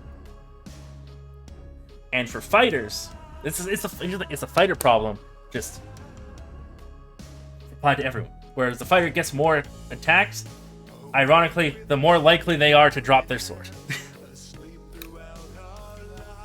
I mean, it also might take it away. Like, that's why this is playtest. There is a chance that rolling, like, the 1 auto fail and 20 auto succeed won't make it into the actual book. That's why this is like a year-long fucking playtest. Yep. So here's the other controversial one, and I know our chat will be very divided on this. Critical hits. Mm-hmm. Weapons and unarmed strikes have a special feature for player characters. Critical hits. If a player rolls a 20 for an attack roll with a weapon or unarmed strike, the attack is also a critical hit, which means it deals extra damage to the target. You roll the damage dice of the weapon or unarmed strike a second time and add the second roll as extra damage to the target. For example, a mace deals bludgeoning damage equal to 1d6 plus your strength modifier. If you score a critical hit with the mace, it instead deals 2d6 plus your strength modifier. If your weapon or unarmed strike has no damage dice, it deals no extra damage on a critical hit. So first up, 1. Spells can't crit. Explicitly, spells cannot crit anymore. And also, non-player characters cannot crit. What do you think of that, Stabby? Again, it's like I get it, like, for a balancing purpose. Sometimes you want the bad guys to crit, right, as a DM. Personally, however, when I get crit 7 times in a row because your dice hate my fucking guts, then maybe it can tone it down a little bit, alright? Now, it wasn't in a row. It was in one combat, yes, but it wasn't in a row. Is that what it felt like, Alex? Is that what it felt like? No, if they're just gonna buff bad guys in general to have more damage on the regular, then okay, whatever, it's fine, it balances it out. Then if something's like, oh, this owl bear has 66 slashing damage from one attack, then I'm like, okay, you don't need to crit. You're already doing enough damage. You scary as fuck already. I think for the large part, I will be ignoring these new rules for D20s. However, critical hits, I will say monsters can crit, but if I look at a monster's stat block and I see that they do a fuck ton of damage anyway, I'll probably be like, you can't crit. You don't crit. You don't crit. The other thing that I take umbrage with critical hits, it specifies only the weapon or unarmed strike dice get rolled again. That means no sneak attack gets rolled again. No divine smite gets rolled again. Divine smite, fine. Paladins get fucked. You're already fucking overpowered. But rogues, assassin is built around fishing for crits on your sneak attack. That's what it does. And I don't like... And again, this might not be how it is. We'll have to see how classes are. But just reading this, and from what it has said, it really feels like Rogue's got a hard nerf. But again, we'll have to wait until we see new Rogue. I don't want to jump to any conclusions. I'm just saying, if we're looking at the rules for Rogue currently, this really fucks them over. What do you think about that? Nah, I feel like the rogue is gonna. Well, here's the thing: we don't have any class rules. That's the thing. We have zero class rules. I'm holding my opinion until we get classes. Because if you see rogue and either rogue says the sneak attack can explicitly crit, or they rework sneak attack to do other stuff.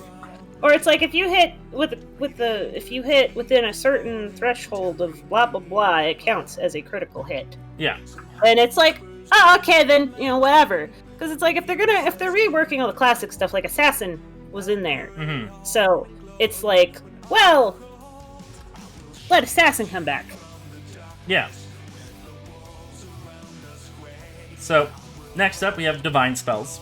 A Divine Spell draws on the power of gods in the outer plane. Clerics and Paladins harness this magic. For a partial list of Divine Spells, see the spell list. Gaming set. A gaming set's a gaming set. These sets now cost 1 gold apiece instead of whatever they used to cost. I think it was like 5 gold or something. There is Grapple, which is your speed is now 0 and cannot change. Attacks affected. You have disadvantage on attack rolls against any target other than the grappler. Finally! You are movable. The grappler can drag or carry you, but the grappler suffers the slow condition while moving, unless you are tiny or 2 or more sizes smaller than the grappler. You know what this says to me? No more restrained bullshit. We'll see. No more restrained bullshit. No more restrained bullshit. No. While grappled, you can make a dexterity or strength save against the grappler's escape DC. At the end of each of your turns, ending the condition on yourself on a success. The condition also ends if the grappler is incapacitated or if something moves you outside the grapple's range without using your speed. Incapacitated condition. You can't take actions or reactions. Your concentration is broken. You can't speak. If you're incapacitated when you roll initiative, you have disadvantage on the roll. So, Inspiration. Now, I actually quite like the new Inspiration. When you have Inspiration, you can expend it to give yourself advantage on a d20 test. You must decide to do so before rolling the die. Gaining Inspiration. The main way your character gains Inspiration is by rolling a 20 for a d20 test. The DM can also award Inspiration to a character who's done something that's particularly heroic or amusing. Only one at a time. You can never have more than one instance of Inspiration. That's how it was before. We just ignored that. We just ignore that because we're like, you know what? Roll20 hates you. If something gives you Inspiration, you already have it. You can give Inspiration to a player character in your group who lacks it.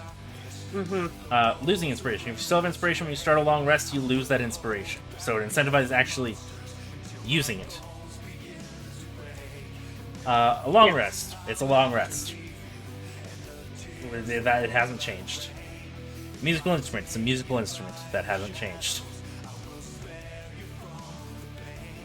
Just a lot easier to get it now rather than hope the DM remembers to give it. Yeah. Primal spells. A primal spell draws on the forces of nature and the inner planes. Druids and rangers harness this magic. For a partial list of primal spells, see the spell lists section later in this document. Slowed condition. This is a new condition. While you are slowed, you experience the following effects. Limited movement. You must spend 1 extra foot of movement for every foot you move using your speed. So you're at half speed. Attack rolls against you have advantage, and you have disadvantage on dexterity saving throws. I think that's a cool condition. I wonder if the new slow will just inflict that condition, actually. But tool proficiency.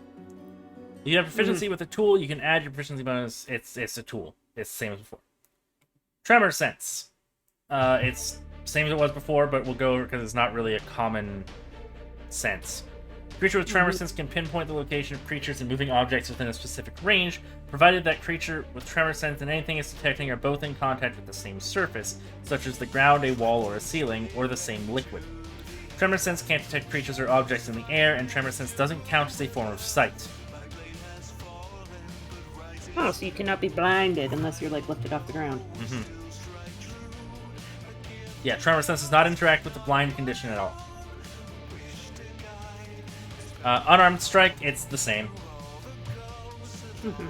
Takes bludgeoning damage equal to 1 plus strength.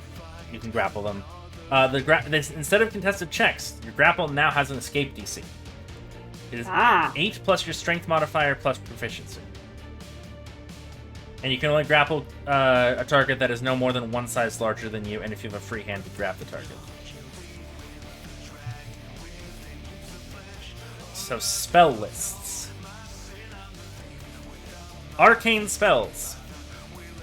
We've got Acid Splash, Blade Board, Chill Touch, Dancing Lights, Firebolt, Friends, Light. This is just a long list of spells. Do you want to go through this, or do you want to just... No, maybe just do a little peruse. You know, is there anything, like, really... Notably, Mending is only on the Primal spell list now. Interesting. Oh, and Arcane. Never mind. It's not on Divine. I was gonna be like, okay. It's not on the Divine spell list anymore. God says you fix your own stuff with your own damn hands, just like I did when I made this world 7 days a week. I like the reintroduction of Primal spells. Yeah.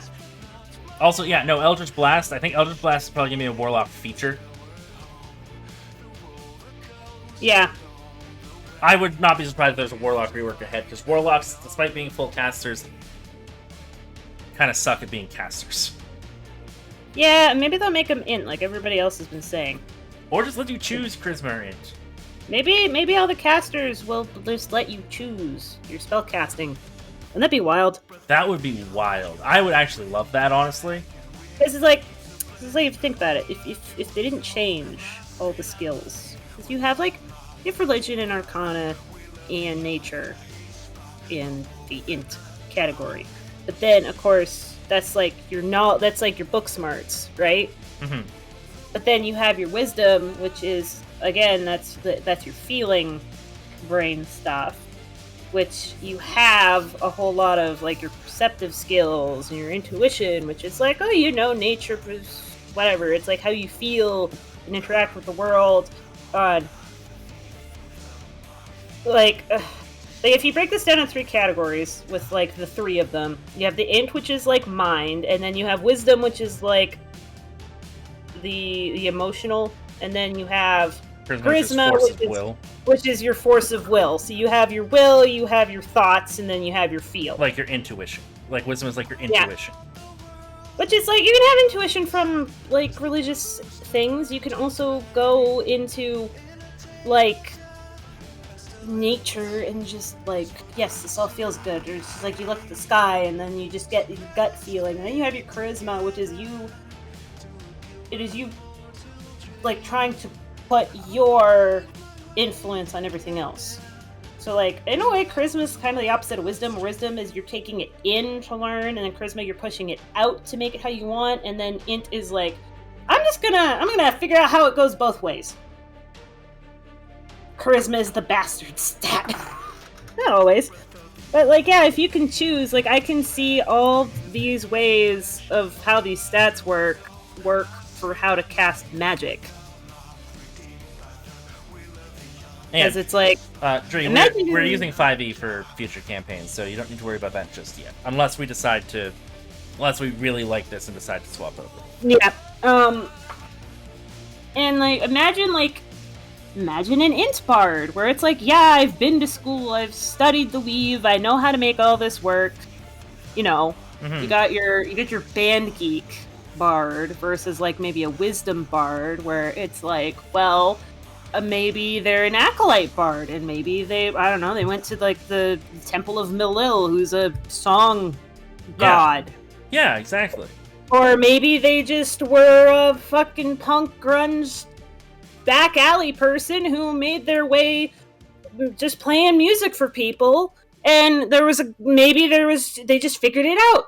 Maybe they're just like, hey, if I put out, like, I have this energy and I put it out and I can like change the way things work. Yeah. Or like, again, the easy one is int warlock, because the whole thing about warlock packs is you get forbidden knowledge. That's an int thing. You studied the tomes, you read all the books, you ordered a fancy schmancy formaldehyde gold gilded book off of Amazon because you wanted to summon a waifu. References, there's your int. Is it wisdom? Okay, you found an artifact of an old god who's like, oh, I'll give you forbidden knowledge if you go out and, I don't know, go on a pilgrimage for me. Yeah. And help you do your thing. And then it's like, okay, that's wisdom. And then you got normal charisma warlock where it's just like, I'm so fucking pissed at the world. I'm going to... Maybe you're a tiny old god that just wants to make followers. And instead you want to make the campaign a good cult of the lamb. Or something. Yeah, like... There's nothing lost by giving players more options. Yeah. I think this is going in that direction, and I like that. I think this works especially well for Paladin. Yeah.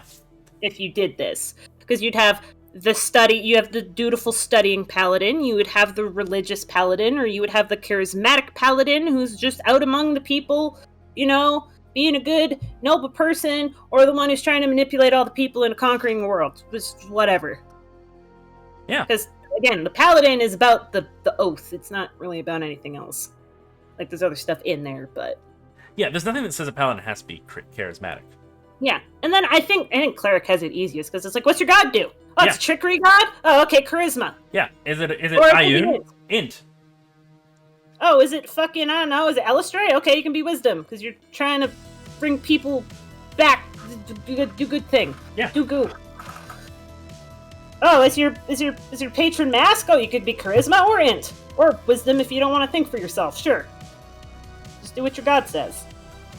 Yeah, like Winter is playing a wisdom paladin, obviously homebrew ruling there, in the future campaign because her paladin didn't spend a lot of time around a lot of people because they were working at a temple for the longest time. And then I hear somebody maybe saying, oh, but what about Druid? You can't do Charisma Druid? Why not? Why can't you do a Charisma Druid? You have... The thing about nature and the primal magic is understanding, like, magic that's already been there. Like, you have the arcane magic, which you have your planar mumbo-jumbo, blah, blah, blah, blah, and then you have the godly magic, which comes from the gods. Well, there's nature magic that's already existing in the plane. Mm-hmm. And it's like... Maybe you're super good with, like, just listening to the natural world around you. If you want an example of a fucking charisma druid, every Disney princess. There you go. Every single Disney princess. Well, most of them. Vanellope von Schweetz is on a... Or hell, Isabella from fucking Encanto. There you go. Isabella. She is absolutely a charisma druid. Yeah, it's like maybe you're a charisma druid because you've got like a nature god and you're trying to persuade them like, come on, buddy, just. I know we're in the middle of a rainforest, but a cactus would be really nice right now. Like just one cactus. Or you're in the middle, or on the opposite end, you're in the middle of the desert. It's like, can we just please have a tree? I just want one tree. Can we please have a tree? Like, you can do it. There's ways to do it. Instead of all being, oh, no, you can't do it this way because this is how it makes it. But you can make anything make sense with enough bullshitting. You have nothing to lose but your chains. Yep. So, lose the chains. We're at an hour and 47 for this podcast. I'd like to make it to 2 hours. So what I'd like us to do, I'm going to share my screen, and we're going to build a character using the new rules. Oh, damn! I'm going to build a character together. Oh shit, now I gotta pay attention to the screen. I wasn't before, I was trying to play Splatoon and fucking disconnections all day long. So, no, you did not. Do they not have 1D&D options? I think you have to get into the playtesting. Yeah, there we go.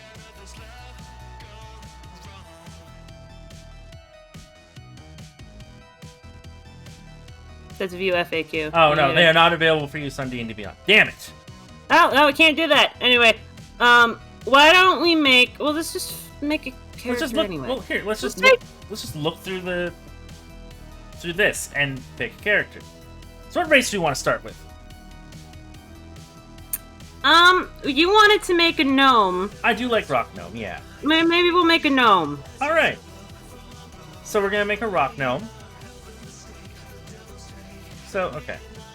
Is there a bullshit, like... Just make a Google Doc. Let's go to Google Doc. 5e character.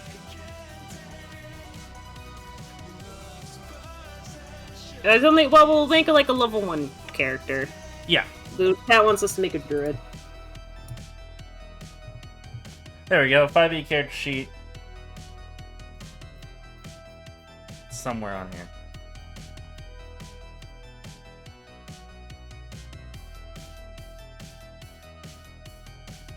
Ah, okay. Yeah, we'll use this. This is fine.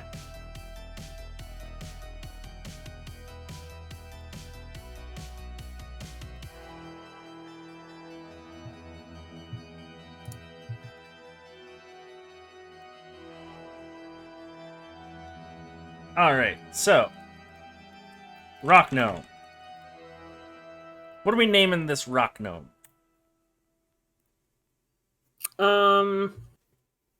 Chat, give us a name. Give us This is gonna be your project. Yeah, this is gonna be your part of this. Yep. No slacking now. I was thinking like a B or a G name. Yeah. To be honest.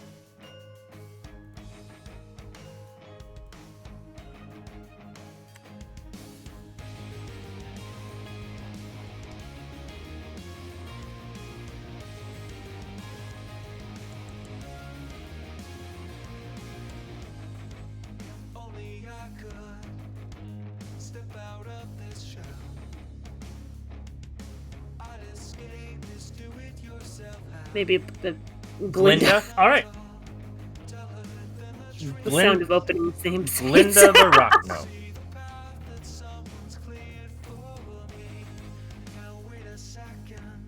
It'll be a she/her Rock Gnome.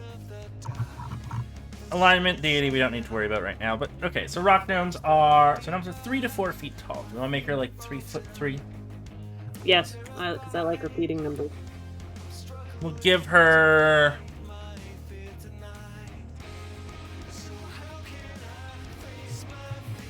black hair? No, let's do maybe let's do like an auburn, like a dark auburn. Alright. Gray hair? Auburn hair, sea glass blue eyes. Maybe we can have gray and auburn, grayburn hair. Auburn, beginning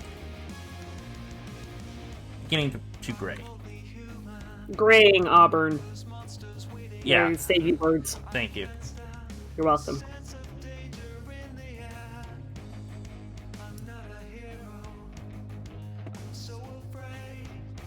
Eyes, sea glass, blue. Oh, whoops! Size is small. Her height is 3'3". Wait, we can leave that blank. And an age. How old do we want our Rock Gnome to be? They live to be 425. So if she's like on the older side because her hair is graying, maybe like 350, 375.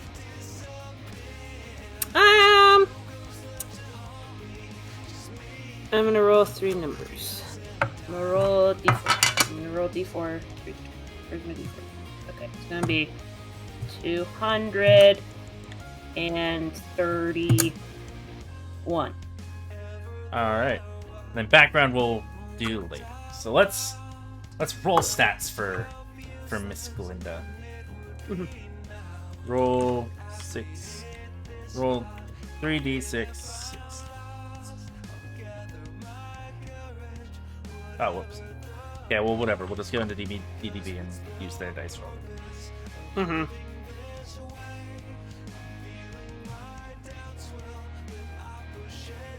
Abilities. Rolled.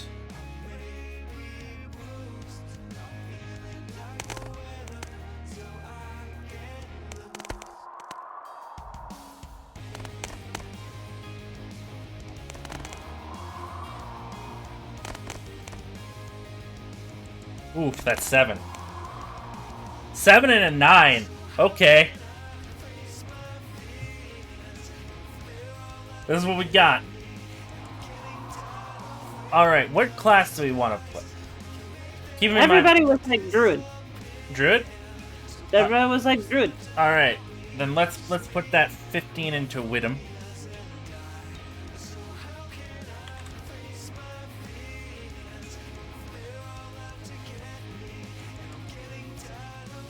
Where do we want the 14 for Druid?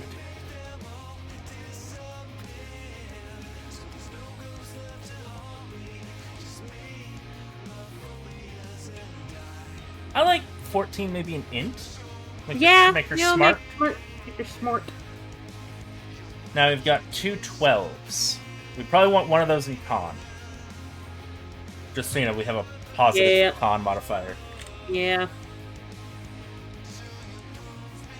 Now she's a gnome. I feel like we can put the 7 in strength. Sure. Lee's crying somewhere. Yep. I know. Yep. Lee's crying somewhere. Alright. As long as you acknowledge that Lee is not going to be happy with your decision. We can put the 9 in charisma. Sure. And then the other 12 in dex. Likes the rocks. So...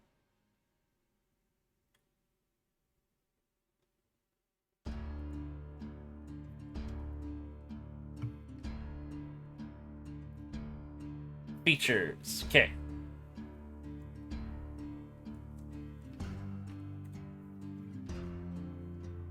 Rock gnomes get dark vision 60 feet.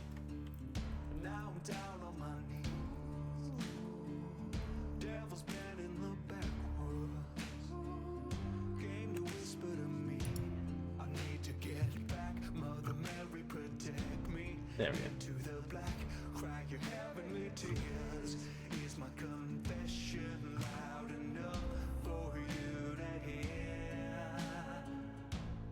Figure out where bullet points are.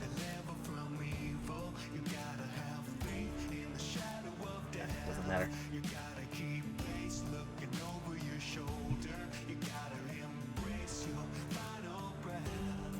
We get gnomish cunning, so we have advantage on intelligence, wisdom, and charisma saves.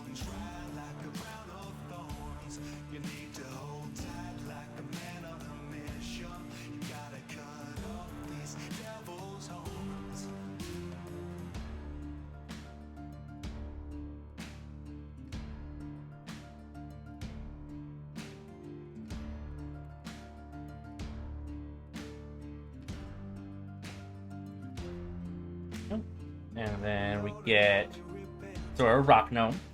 Mm-hmm.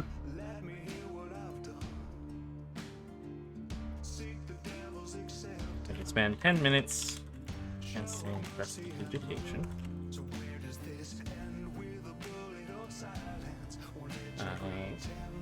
create a tiny object that can perform one of the functions.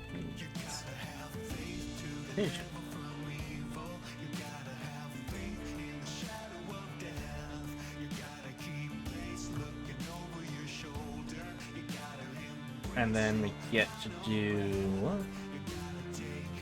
We get to do druid, so we'll just use normal druid for now.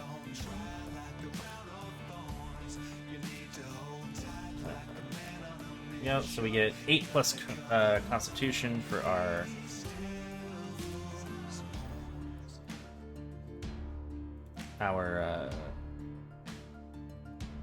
what the fuck do you call it? Hit points. That's the word.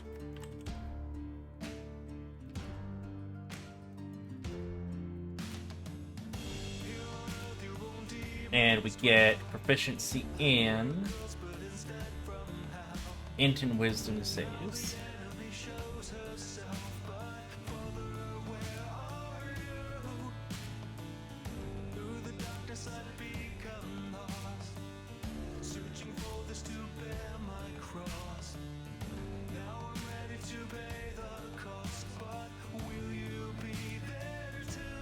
But it didn't say we're proficient in that.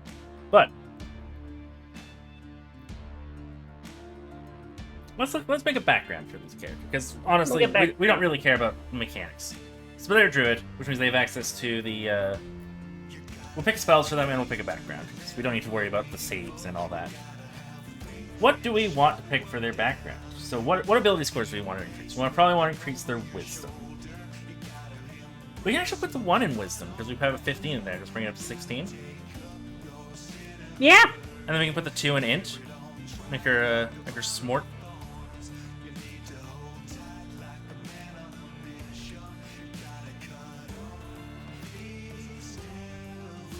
What proficiencies do you want her to be skilled in?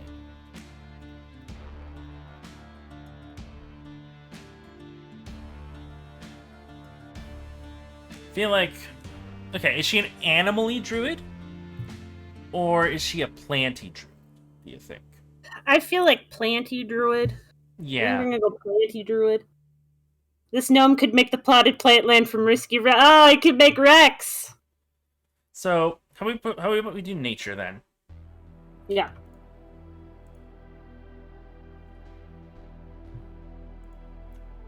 And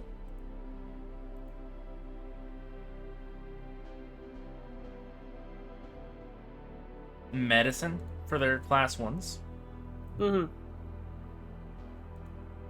And then from their background, they get 2. Mm-hmm. Survival. Living off the land sort of deal. Yeah, they know how to make, Yeah. They know how to make a stew out of the stuff of the land. And then we get 1 more skill in their background.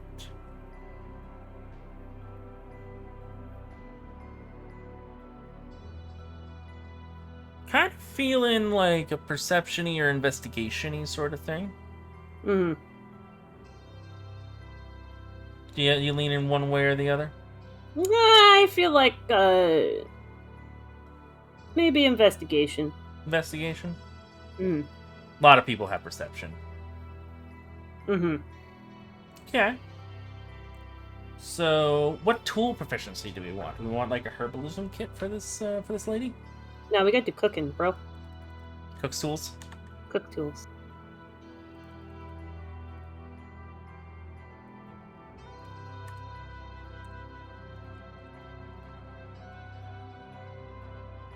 Listen, you give her 5 minutes, she can whip up a nice soup or a nice stew from just whatever's lying around.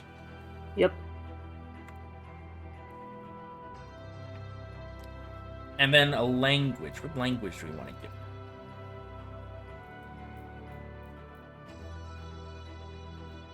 Well, they got the Gnomish Common and the Druidic, right? From Druid, yeah.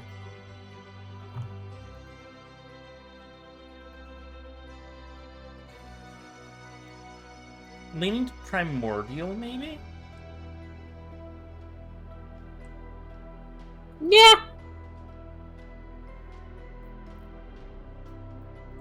And then what feat do we want to give her?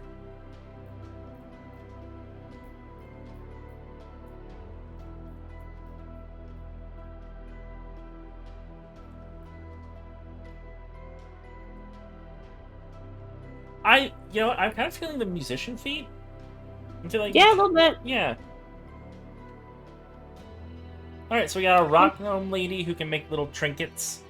Who's a druid with who can play music. I like the idea that her music, like, she's kind of almost like a bard druid. Like, the plants respond to her music. Mm-hmm. And she's like, she maybe is part of a circle, but is more of one of the more ornery types who sort of like keeps out on the edges of her druid circle. Mm-hmm. Means well, like very very kind person, but just doesn't. The plant dance. Yeah, got one of those little dancing sunflowers. Yeah.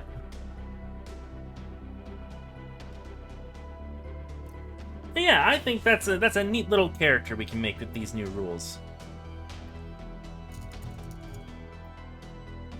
We've made quite a flavorful character. We have. It's a little rock gnome lady. I like her a lot. I may use her in the future, honestly. Or put her in as an NPC somewhere.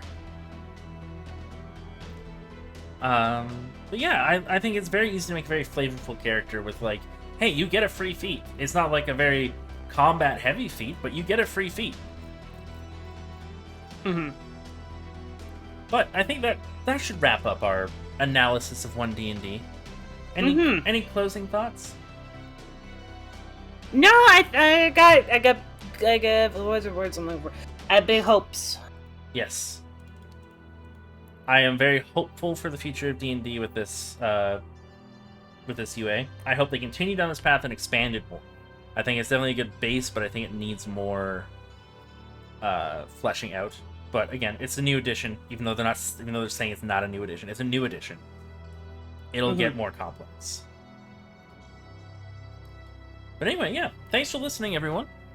If you like the stream, make sure to follow. If you want to support us, you can subscribe. It's free with Twitch Prime. If you want to watch our VODs after Twitch deletes them, go to youtube.com/insomnicasting. And if you'd like to join a great group of people over on Discord, you can join our server, which Nightbot has only he in chat all night. Whether you watch 5 minutes, the whole thing, or you're watching the VOD right now, we appreciate each and every one of you. Have a good night.